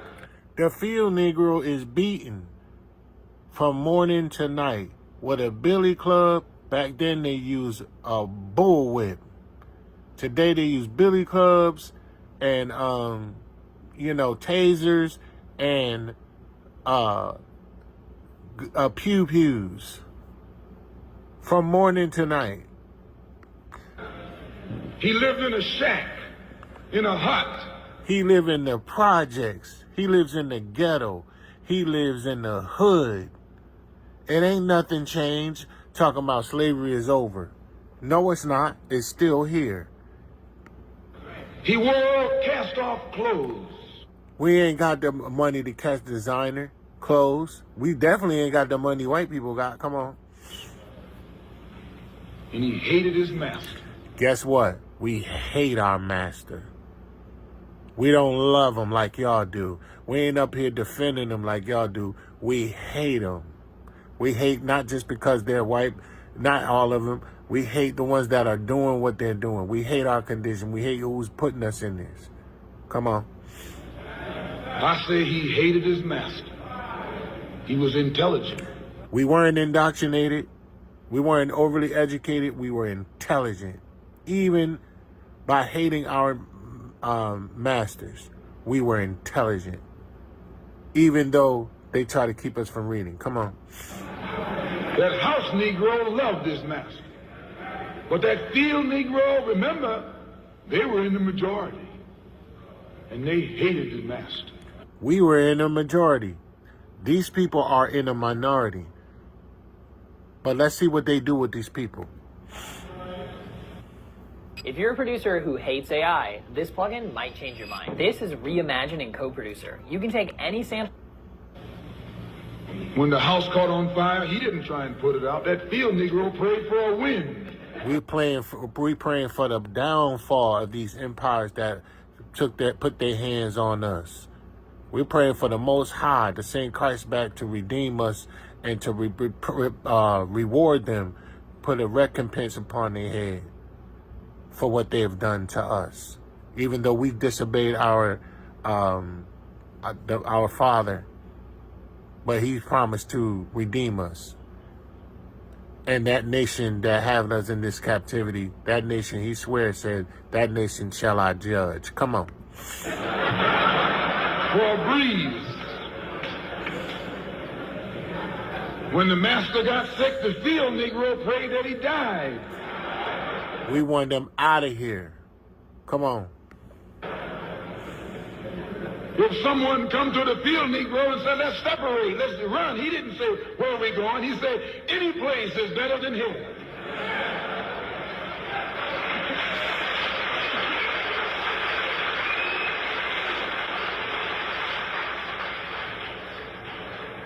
You got field Negroes in America today. I'm a field Negro. So am I. To the heart, to the core. Come on. The masses are the field Negroes. And this is what field Negroes do not do. What we don't do, Malcolm. When they see this man's house on fire, you don't hear these little Negroes talking about our government is in trouble. We don't say our government. We don't have our in our vocabulary, in our diction, in our enunciation, in our vernacular, in our language. It ain't our nothing. But what do we say? They say the government is in trouble. The government is in trouble, not our government. But what do these house Negroes say? Come on.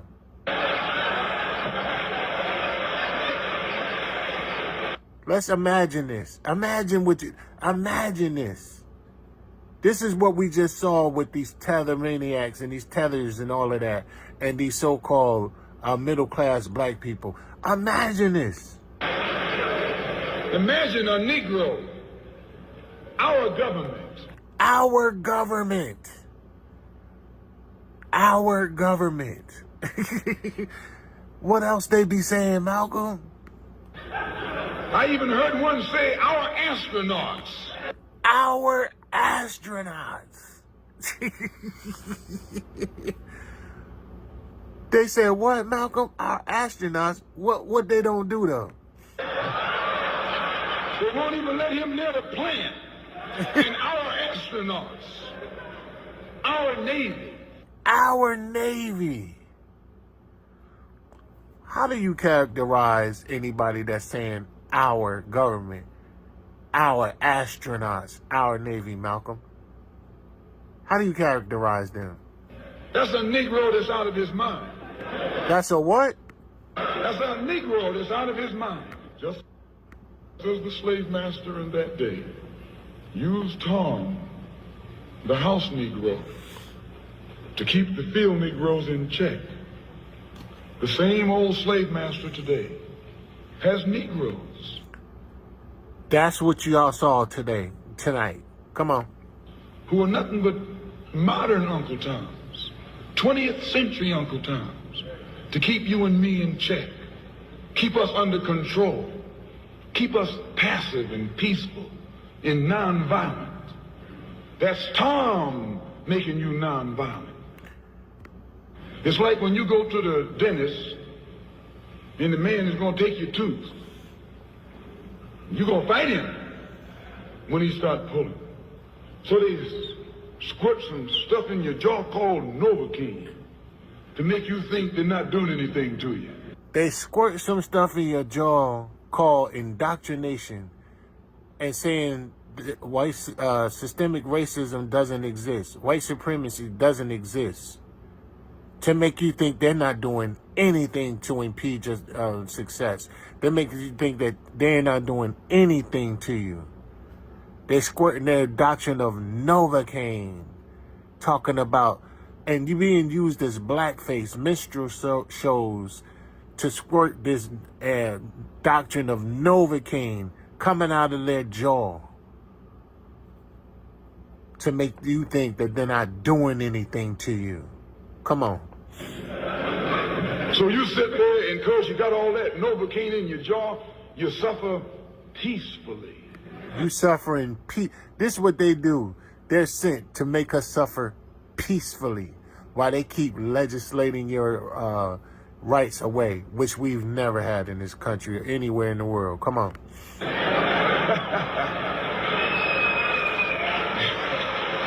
You get ready to describe how they did it, how they're doing it, and then we're going to really shut it down. Come on.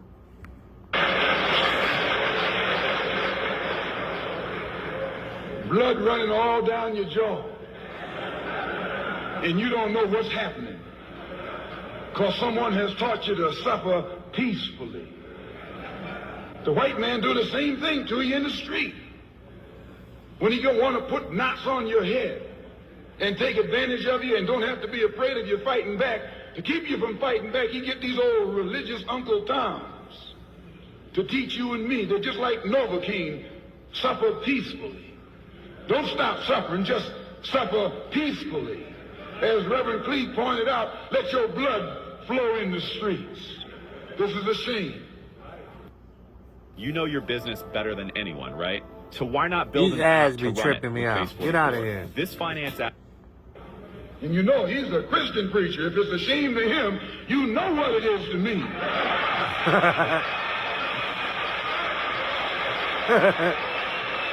It's a shame to him. You know what it is to me. If it's a shame to Amanda, you know what it is to me. Someone, a foundational Black American, Hebrew Israelite, a man from the tribe of Judah, the children of Israel, you know what it is to me. Come on. But what did the slave master do? How did he recruit these people, Malcolm? There's nothing in our book, the Quran, as you call it, Quran, teaches us to suffer peacefully. Our religion teaches us to be intelligent. You notice that it teaches us to be intelligent. You notice that? They're indoctrinated to be passive. Come on. Be peaceful. Be courteous. Obey the law. Respect everyone. We respect everyone. But this is why you saw a whole panel, 20 men that were so emasculated, so effeminate, so soft-spoken, so filled with Novocaine. They don't want anybody with this spirit in them. But if you touch a field Negro, if we were on the panel, this is what we about. But if someone puts his hand on you, send them to the cemetery.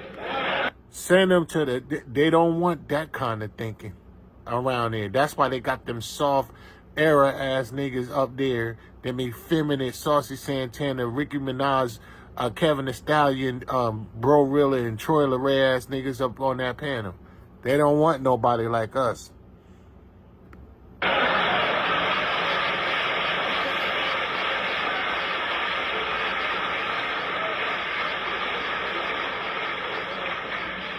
That's a good religion. In fact, that's that old-time religion.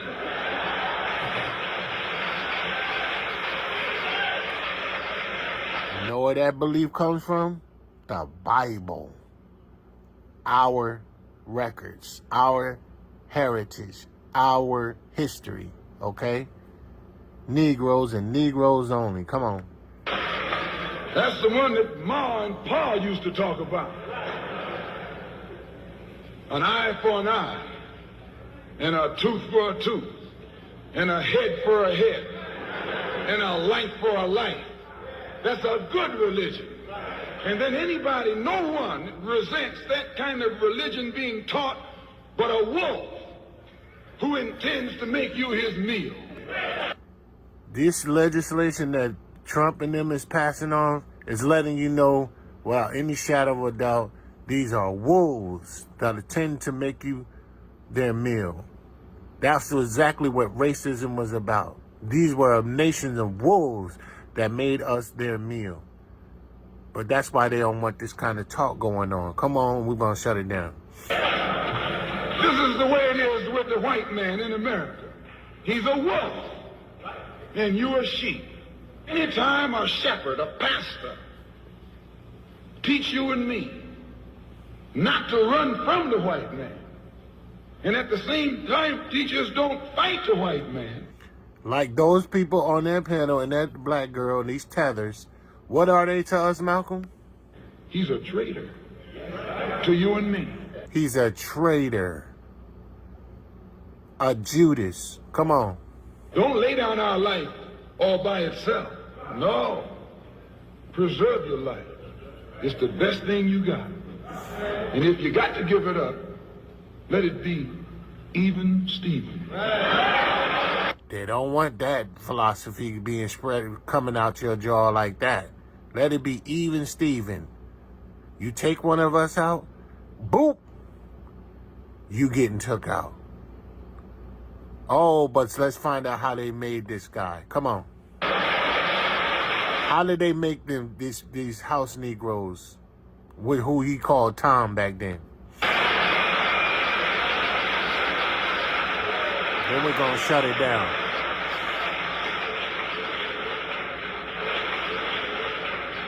The slave master took Tom and dressed him well and fed him well and even gave him a little education, a little education. That's exactly what they did with these people. Dressed them well, had them grow up in them little medium class neighborhoods, and gave them a little education. A little education. Come on. Gave him a long coat and a top hat and made all the other slaves look up to him. Then he used Tom to control them.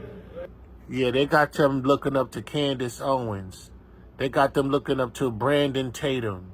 They got them looking up to all these different celebrities, basketball players, all these comedians and stuff like that, celebrities. They done raised and enthroned the bed wench Candace Owens and put her in the top in front of everybody, the top position on YouTube to bring us into subjection. Come on. And be a talking points for white supremacy. Come on. The same strategy that was used in those days is used today by the same white man. He take a Negro, so-called Negro, and make him prominent. Build him up. Publicize him. Make him a celebrity.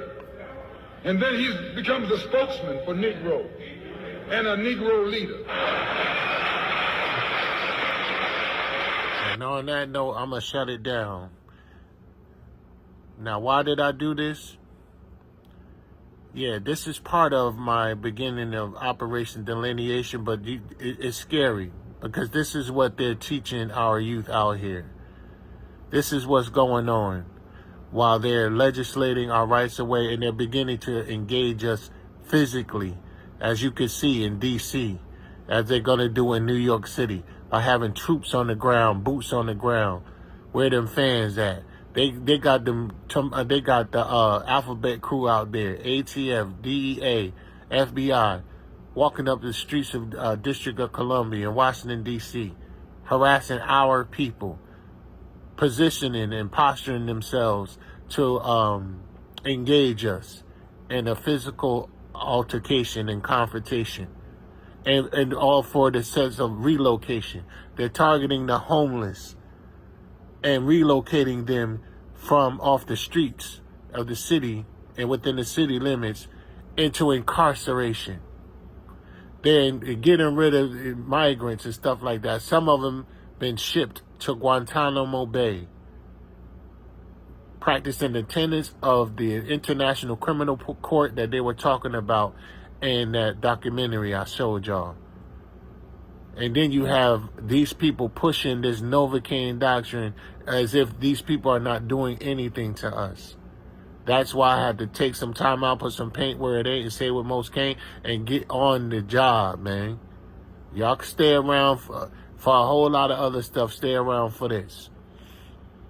But I'm going to close out like this, man, with my usual closing. Y'all have a blast past, a while now, and a greater later. Live the life of your design so you can have a good time for a lifetime. Live the life of his design so your life will be divine for the rest of your lifetime, man. You know, this is Guess Who the Rapper, a.k.a. the Grand Ambassador of the Flesh Dynasty, here to lace your brain with some incredible and glorious game. Once again, man, acting in the capacity of Guess Who the Watchman. I'm watching your every move. I always feel like somebody's watching me. I'm watching y'all. And I'm a watchman blowing the trumpet so I can get all y'all blood off my hands, because the sword is coming. That's what these tethers ain't gonna tell you. They're integrating us into a burning house, predestined, prophesied to meet an end in thermonuclear destruction, according to the Bible. But they are going to wear out the saints and pursue us and try to incarcerate us and unalive us and introduce in the mark of the beast. So y'all, hope y'all stay all the way to this, all the way to the end of this. This is on my new channel, Guess Who the Watchman channel. Y'all, hey, you like yourself, hit that like button. You like somebody else, hit that share button. You love yourself, hit that subscribe button. You want to be certified and down to be notified, hit that notification button by tapping that bell. Bing! So you can get that notification, man. I love y'all, man. I'm going to sign out right now. I hope y'all digest all of this, information carefully, you know what I mean? And, just take some time out. Hey, I want to say God bless you. May the Lord and Savior Jesus Christ be never subside from your life. May the blessings and peace of the Most High rest upon all of you. I love y'all. Peace.